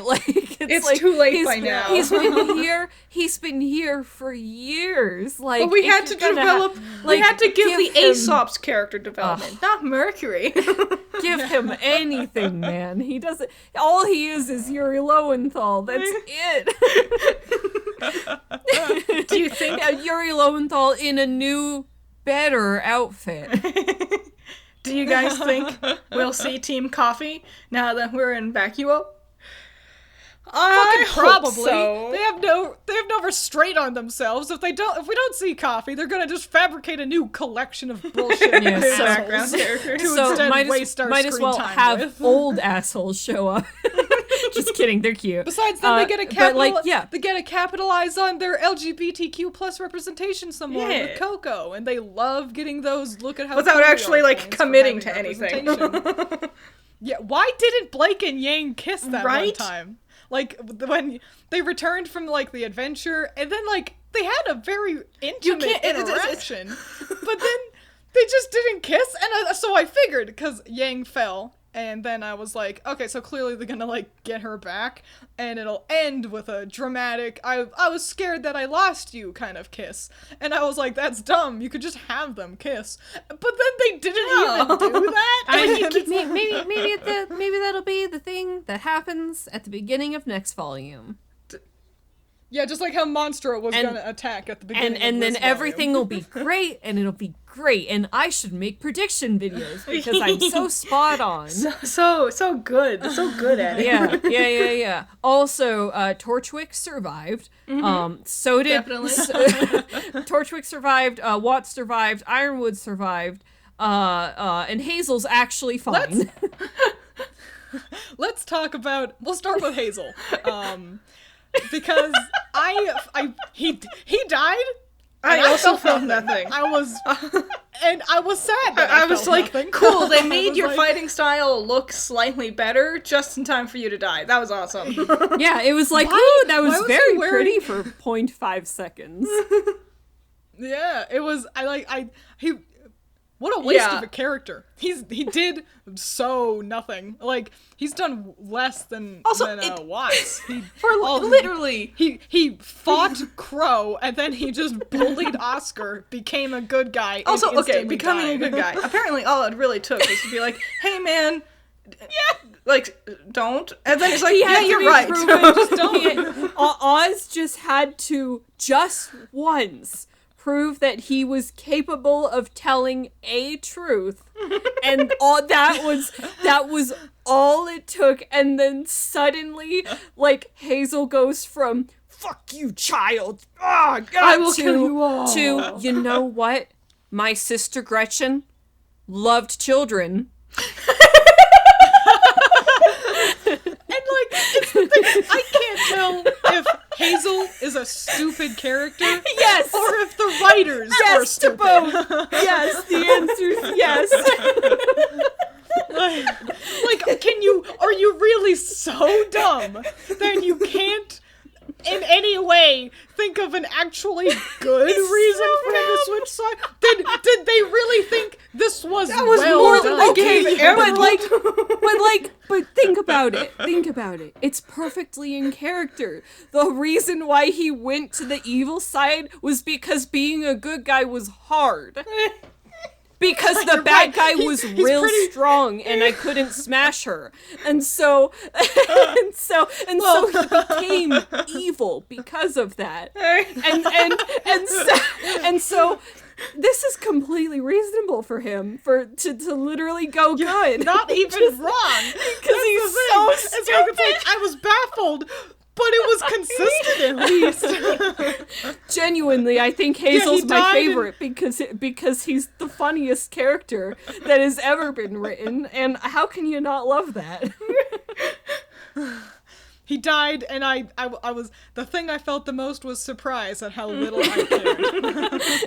I didn't understand. Fucking, they gave him a new outfit, and it looked really bad. And the thing, though, like, especially, was it was, like, a vest. Like, and I'm like, it's cold here. Why are you wearing less clothes? He can't feel the But pain. I guess it was like, but of course, it's like, well, they had to remove his coat last time he had a fight. So clearly, there's no reason to give him a coat because they can't animate that during a fight. And then he still took off his clothes to fight. And so I don't see why you made one of the ugliest designs for I him. like the idea of the character designer being like, oh, give him a vest. And that way he can stick crystals in his arms all day long. And then the animators are like, and then he takes his shirt off. And the designer was like, Excuse me? I mean, they also... What? People in this company don't talk to each other? I never the designer could have didn't guessed. see anything until like post-production, and they're like, you know what? I guess I'll die. Okay. As they're watching the episode and making commentary about Yeah, it, they're like, Interesting choice. they gave Mercury this whole brand spanking new outfit. It's got like details and shit, and it looks good, better than what he had by all means. And it's brand new. And then he did absolutely nothing for like 5 episodes. And then the episode he finally got his like 3 lines of dialogue, he left to go to warmer weathers. Yeah, he's like, all right, now that I have my new warm coat, I'm off to the desert. I'm off to audition for Barbie. I'm gonna guess that's a Yuri Lowenthal joke. Because Barbie changes her outfit all the time. Okay, I was like, he must voice someone in Now the that I show. have a new outfit, let's just get a new outfit. I getcha. Mercury will change his outfit 3 more times, and then Sun will show up, and he'll be wearing the same one. I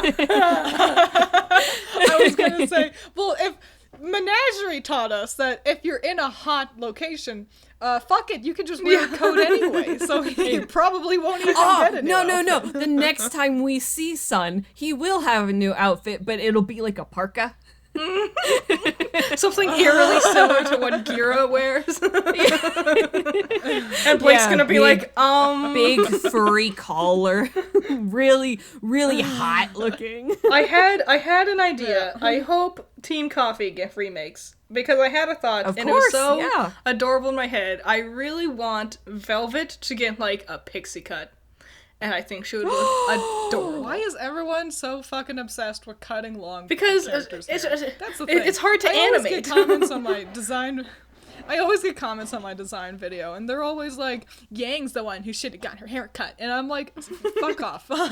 Maybe just because a character has long hair, like, I get it. You've got a hard on for short hair. Congratulations. Not everyone needs short hair. But okay? they clearly struggle. I like long hair. I don't sit there and think, well, I think that Nora should grow her hair out all the way to her waist. No, I accept that the variety exists. I think it's because they I just thought it'd clearly be cute. struggle with animating long hair. Especially Velvet had like that really straight hair, which I don't think would work in Neo's this hair- engine. Neo's hair looks great. They can animate long, straight hair. I guess They- so long as you're fine with it being one solid mass. It'd probably look better than Yang's But also hair it's because I'm still. sitting there thinking about like that sand and everything, and I'm like, I just imagine brushing all that shit out of your hair at the end of the day. I'd get a pixie cut. If they were to do that, I would hope that Coco's hair got a little bit longer. Yes. Just shake it up if you're shake it up with everyone if you're gonna shake it up with someone. Exactly. I will Sure, say there was one shot in this volume where it's when Ruby's sad, and Yang is like talking to her, and Yang kind of like crouches over to get more eye level with Ruby and to talk to her, and her hair looks.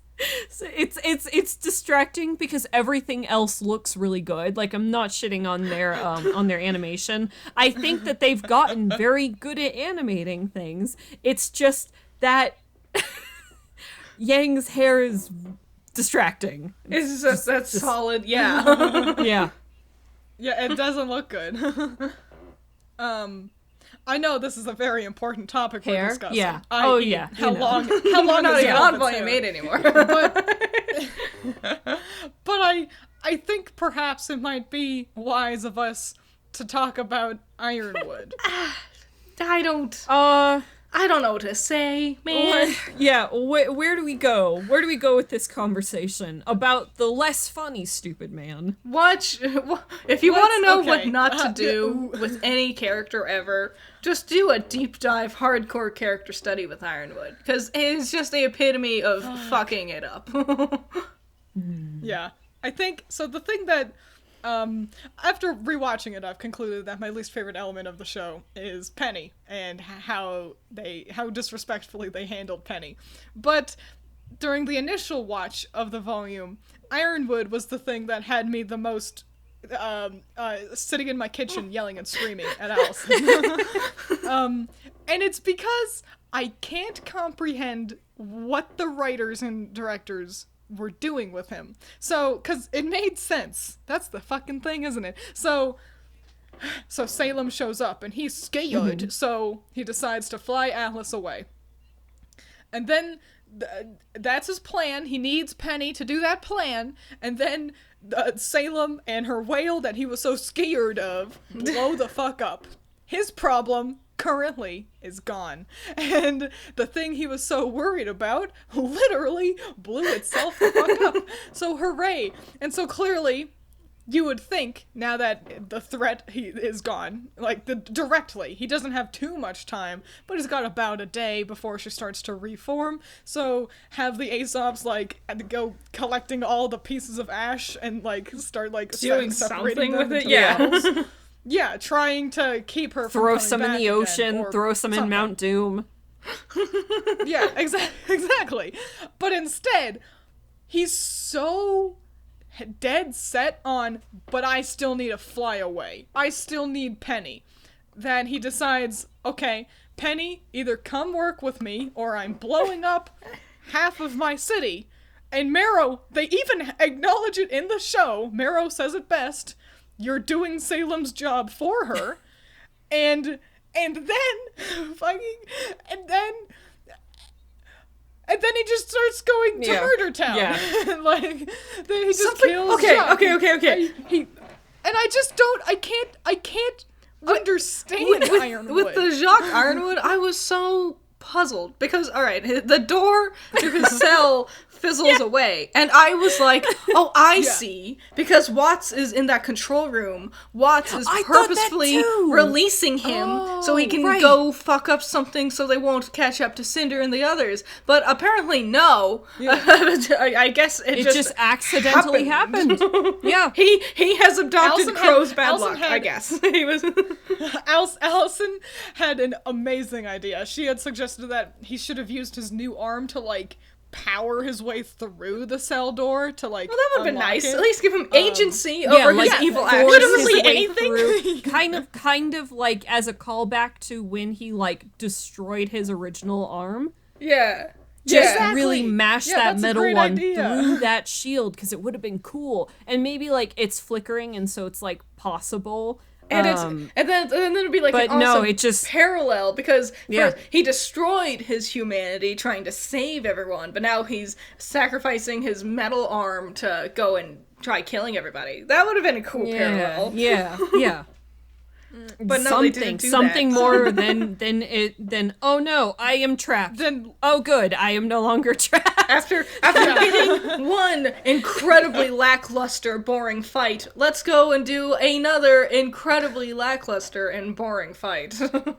Can I? Okay. quite frankly, I just want to talk about. Go ahead, I just you go want to ahead. talk about Ironwood's dialogue in that last episode. I love being beaten over the head with a metal bat. He's like, I sacrificed everything at villain dialogue villain, and then Winter Cinder. gets the maiden powers, and he's like, at last the Palpatine dialogue, Palpatine, and it's like, shut up! Who wrote this? Just throw this Stop. character away. I think it was How Miles. did just last volume you had some of my favorite dialogue writing to the point where I was convinced that these new writers would drag this show into something phenomenal. I really, really thought that because the dialogue for him in some parts were so good. So and then good. you just Nope. just- Nope. like Nope, gotta ruin like your you own show, imagine don't like a generic bad guy man, and you just write the first thing that your imaginary bad guy man says, and it's like, and that'll be the dialogue that my morally gray character says. See, okay, that's the thing. They don't know He killed Jacques. how. I was gonna say he killed Jacques and absorbed his cheesy over the top And then, villain dialogue. Oscar or Ozpin is a morally gray character. He seems like only an entirely good guy. Ironwood is now also a morally gray character. He seems like a bigger villain than Salem. As he chokes a puppy and hits bomb my city. He hits the big red bomb the pores button, and it's like, oh. I just don't see why they decided to do this with Ironwood. They clearly had and it's kind of weird because the pacing implies that after the whale explodes, for a while, the implication seems to be Ironwood is our final boss now. And then he just gets, like, pushed over by Nora. and then he comes back again and fights Winter again, and it's just like, but you've established a new threat. Like, I don't see why we spent so much time on him anyway. Quite frankly, in a perfect world, I think what would have happened was he decides to do his plan and bomb the city, and the kids intercept him and then have that fight actually be good. And then just don't bring him back. There's no reason for Winter to arbitrarily be fighting the man when she gets her maiden powers. Just have him not get out of jail conveniently. Just have that have been his conclusion, and there it's exactly like the Ironwood's entire there's no reason to force him to be in the finale when you've already fucking finished Ironwood's him. entire character for this volume just reeks of we didn't know what to do. Where we did all this setup last volume, but we didn't really know what to do this volume. But we knew he had to die. It feels like one of the people in charge, whether it's a writer or director, it feels like one of them was really invested on, like, using Ironwood, but, like, they weren't the lead one, so someone else was like, but the finale has to be this, and it's like, but Ironwood. I don't know what to say. It's so befuddling how they can just fuck it up that badly. So, like, obviously. Yeah. His descent into cheesy villainy, and not the fun kind, is perfectly parallel with the quality of the volume, where it's like, okay, this is fine. Yeah. It's fine, it's manageable, it's not perfect, it's not as good as the last one, but we can handle it, and then suddenly it's like, oh no, this is insufferable. Little no peruse. Yeah. Oh, there he goes. Monologuing. I can't believe when cutting to him feels like a waste of time. Like, I'm like, get away from this loser. I don't care anymore. You know you've really Especially fucked when up, that loser you know? takes up Like, most of the finale. takes up a... Well, I think Harriet does that. Before we shift away into any other conversations, I just want to say this is a very personal thing.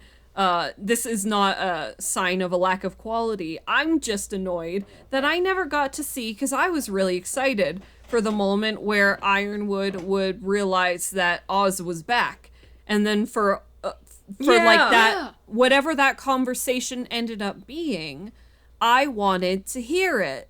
And then like Oscar just kicks him in the shins, and he either doesn't realize or doesn't have a chance to realize, or because it's 5 seconds, we gotta keep going, gotta get to the bad stuff. They were so wrapped up in having him be a bad guy that they forgot to even capitalize on the interesting bad guy things that they set him up to be. It was that whole dynamic was so compelling last volume of the way he would talk to Oscar, but like clearly he wanted Ozpin to be the one who was around, and to finally have a chance for those characters to speak again, and it doesn't get resolved, and it's They didn't even bother. I hope Ironwood isn't dead, if only for the fact that I feel like that just dropped off, and I don't know, maybe it's just like a personal thing, and no one else cares, but I felt like it would have been a nice way to tie off the dynamic that has been being set up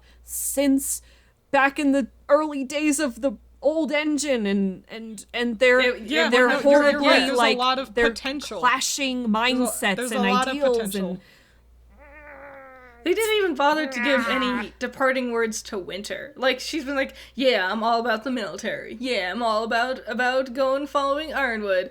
Now I am suddenly anti-Ironwood and anti-military, and I will just turn away and not say anything to you. I guess our entire I'm gonna say business something to you. It's relationship. just gonna be very boring. Yeah. Is there Because any... she did say like no, you have not sacrificed anything. You sacrificed others. Yeah, she spelled out the history of events that led us here. Yeah, That was supposed to be subtle. Yeah, because that's you know you're doing a good job as a writer or director when you have to have your characters point blank tell the audience what their motivations are. So is there anything else we want to talk about? How do you feel about the 2-month break that happened? I don't know what they did. Yeah. By all means, after the 6-week hiatus, it all got a lot worse. So I'm wondering if they had animated only those first 7 episodes, and then they tried to animate the next 7 episodes in only those 6 weeks. Because there have been, like, Carrie tweeted out, I think it was the Tuesday before the final episode aired, that he was watching it exporting. And I'm like, oh, so, like, 5 days before the final episode, like, is released to the public, you're finishing it? It's like how, because they had... Yeah, like they had the 2-week, or the 2-month break, and then an episode, and then we skipped another week because Texas was, like, flooding and freezing and on fire, and so they wanted to put their employees first, and I think that's great. That's a 10 out of 10. I can go without a shitty anime for a week, you know? But in Carrie's tweet, he had mentioned the next episode is basically done, but, you know, safety comes first. And the important part to this conversation is Carrie basically revealed the episode was not done yet. They are still finishing episodes the same week they come out, and boy howdy, you can fucking tell. Like, at this point, I'm like, just go with a longer hiatus, or give yourself 2 weeks between episode drops, because at this point, just do something different, because it clearly shows. The first 7 episodes have a higher production of quality in every single shot and every single thing, and then the second 7 are clearly much more rushed, and it's that been like finale this since volume was 4. that okay. At least usually it feels like they've known to prioritize the budget for the finale. the fight choreography and the animation for that last episode, like, I liked the last episode more than I did the one previously, because that was just a waste of my fucking time. Yeah. But the finale, it was so, like Winter's stuff looked cool. Everything else looked really bad, and Yeah, the fights were And I all that. realized Remember that when, I'm a bit of a snob. Weiss pushes Ruby. I realized that I'm a bit of a snob when it comes to the fight stuff. We've had our disagreements over whether or not the gravity fight was cool. But like, at least I can recognize when there's been like a decent chunk of effort put into it, and the background animation looked nice and pretty and glittery, but like, what we were seeing in terms of action, it was so robotic and clunky, and I don't know what happened. There's a frame. While I was editing my review for it, I saw this and I'm amazed. It's when Neo's running in to like stab Ruby and Yang charges forward to save her or whatever the fuck. The shot where we see Neo running at Ruby, the camera pans and we see Ruby and Weiss are standing there, and they forgot to put Cinder's fire pillar. So Ruby and Weiss are just standing there staring at nothing, and there's just emptiness. Like they just forgot her fire pillar. I'm so excited to go back and watch your review so I can find that, because I'm not gonna watch the episode again. That's and I'm so sure, interesting. I don't. It just like the in-betweens felt really janky. Like when Cinder initiates the fight, she stops and she says a thing, and then she like flips her elbows to like ready her swords, and it looks like weird. I'm like, why? I noticed that in the second, like in the last handful of episodes, like about the last 3 or so, their faces start like snapping to emotions. You can see it most clearly when the kids are talking to Ambrosius. And you can see it on Yang, like when Yang interjects to be like, how about a bunch of fucking doors to vacuo? Like, you can see her eyes just snap to a different emotion. Like, there's no animation to it. And I know that happens again later with Jean as well, and I was like, this has never happened before. They've always at least been able to animate eyes, and these episodes are apparently so rushed that they can't even do the one thing they've always been decent at. Well, they went back to their old favorite habit of having Cinder just stand there and smile blankly, like an awkward, like, toothbrush model. Yeah, can't, because it's too hard to animate her do anything. It was just barely more than them sitting in a house and drinking tea. You know, the thing most of the heroes did do this volume. I think a lot of people might not notice, on an initial watch, I think a lot of people might not notice the weird animation stuff for the finale, because the camera motions were doing a lot to try and mask this really awkward choreography. It was swinging around and going loop-de-doop-de all over the place. I at least can respect that an effort was made to try and hide the fact that they clearly didn't have, like, enough time or enough budget, but, like, it wasn't enough. I once again laughed when it was like attack was coming.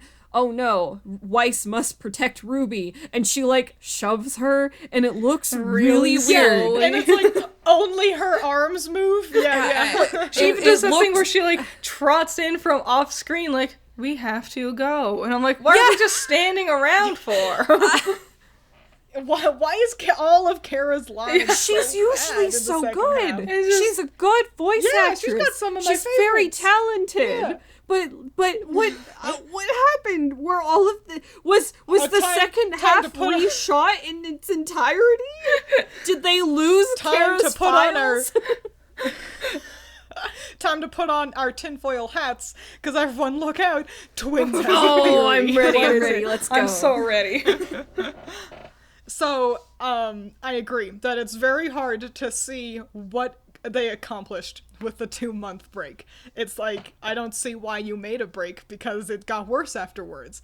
And quite frankly, it's handled so poorly, and writing threads and plot points and everything, they all really seem to be fucked up after they had done a fine job in the first half of the volume. It's not perfect, but I was having enough fun in the first half, and the second half they shit the bed so hard, and all of Kara's lines are so bad, that I truly think that they took a break to rewrite something, and in turn had to reanimate a bunch of shit, and needed Kara to come back in, and, like, we don't have time for you to get it right, we just have time for you to say the lines. That's the only conclusion. What could it possibly have I've got been, no though? evidence. Maybe making I have no Penny a idea. real girl? Maybe someone was like, we have to do that?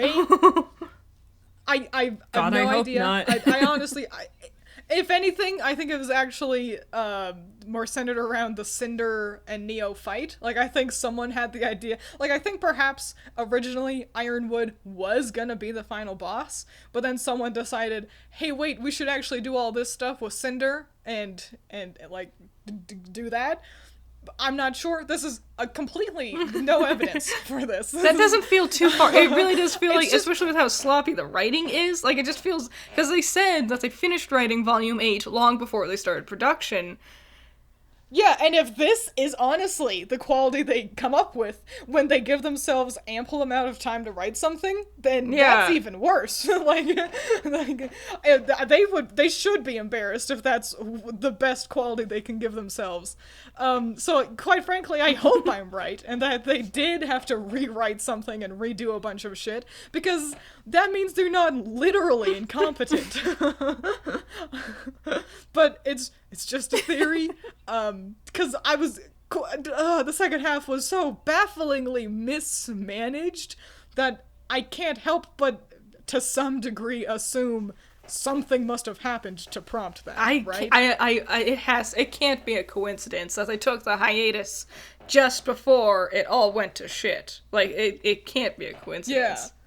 I mean, it could be a coincidence, but I will say, as far as theories go, it's not impossible. That could have happened. There's certainly a correlation between the break and the decline in quality. It might, instead of being a causality, it might just be connected in that we took a break, but it wasn't long. Right. Kind of Everyone's still crashing and burning, like our mental states are shot and something. I don't know. Something.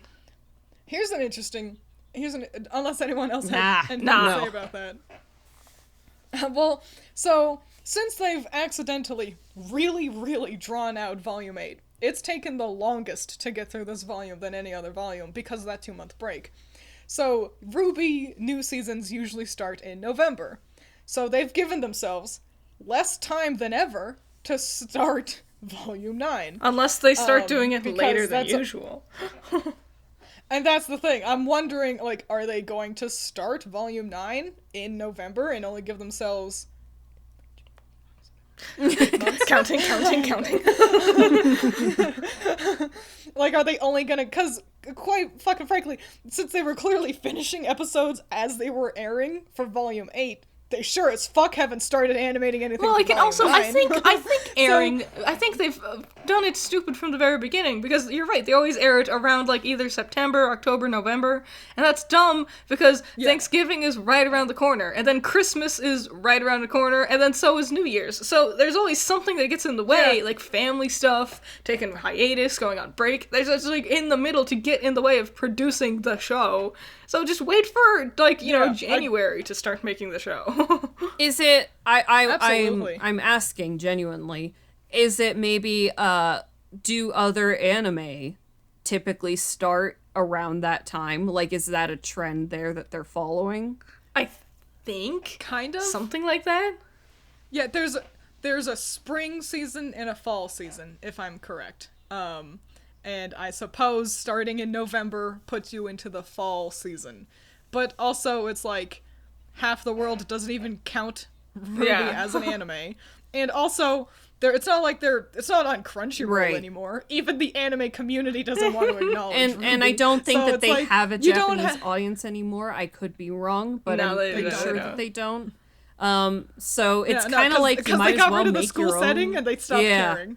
Might as well make your own schedule, really, if you're not following, like, you don't really have a reason to follow the traditional By anime all schedule. means, take as much time as you need. I won't complain. Take as much time. Just make sure it's good by the end of it.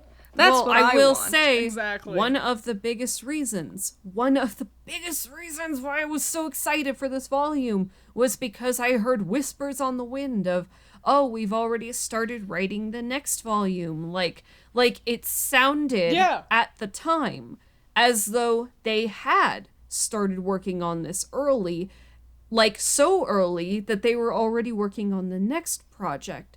And so I had these big starry-eyed hopes of, oh, this time it's gonna be written like as a as a long-term thing and not as like a rushed reactive thing. But nope. And It's the most rushed reactive volume they've ever had. oh boy. Hey guys, do you want me to read your tarot cards for you? Do you want to get me in there? I should let's start a theory podcast and get me in, and then what we can do is assume the opposite of what I say. Yes, exactly. It's crazy that the last time they had a 14 episode long volume, wasn't it volume 5? And then they went back down to 13, and then they had like 12 or something, and now they're like, yeah, we're gonna do 14 again. Maybe, okay, like, figure out, I wonder if this is another problem, where they just think of it like, we need blank amount of episodes, and that's why things feel like stretched or rushed, or because they don't plan it like the story structure, they plan it like, we need these many episodes. And yeah. It's kind of like how when you and I, Critter, when we were like 8 years old and writing our own books. Yeah. And what we would do is we would write the title of the book first and then all the chapter names and then start writing and figure out what happened based on the cool chapter names we came up with. That's the it's cutest like thing they're I've ever doing that. heard in my life.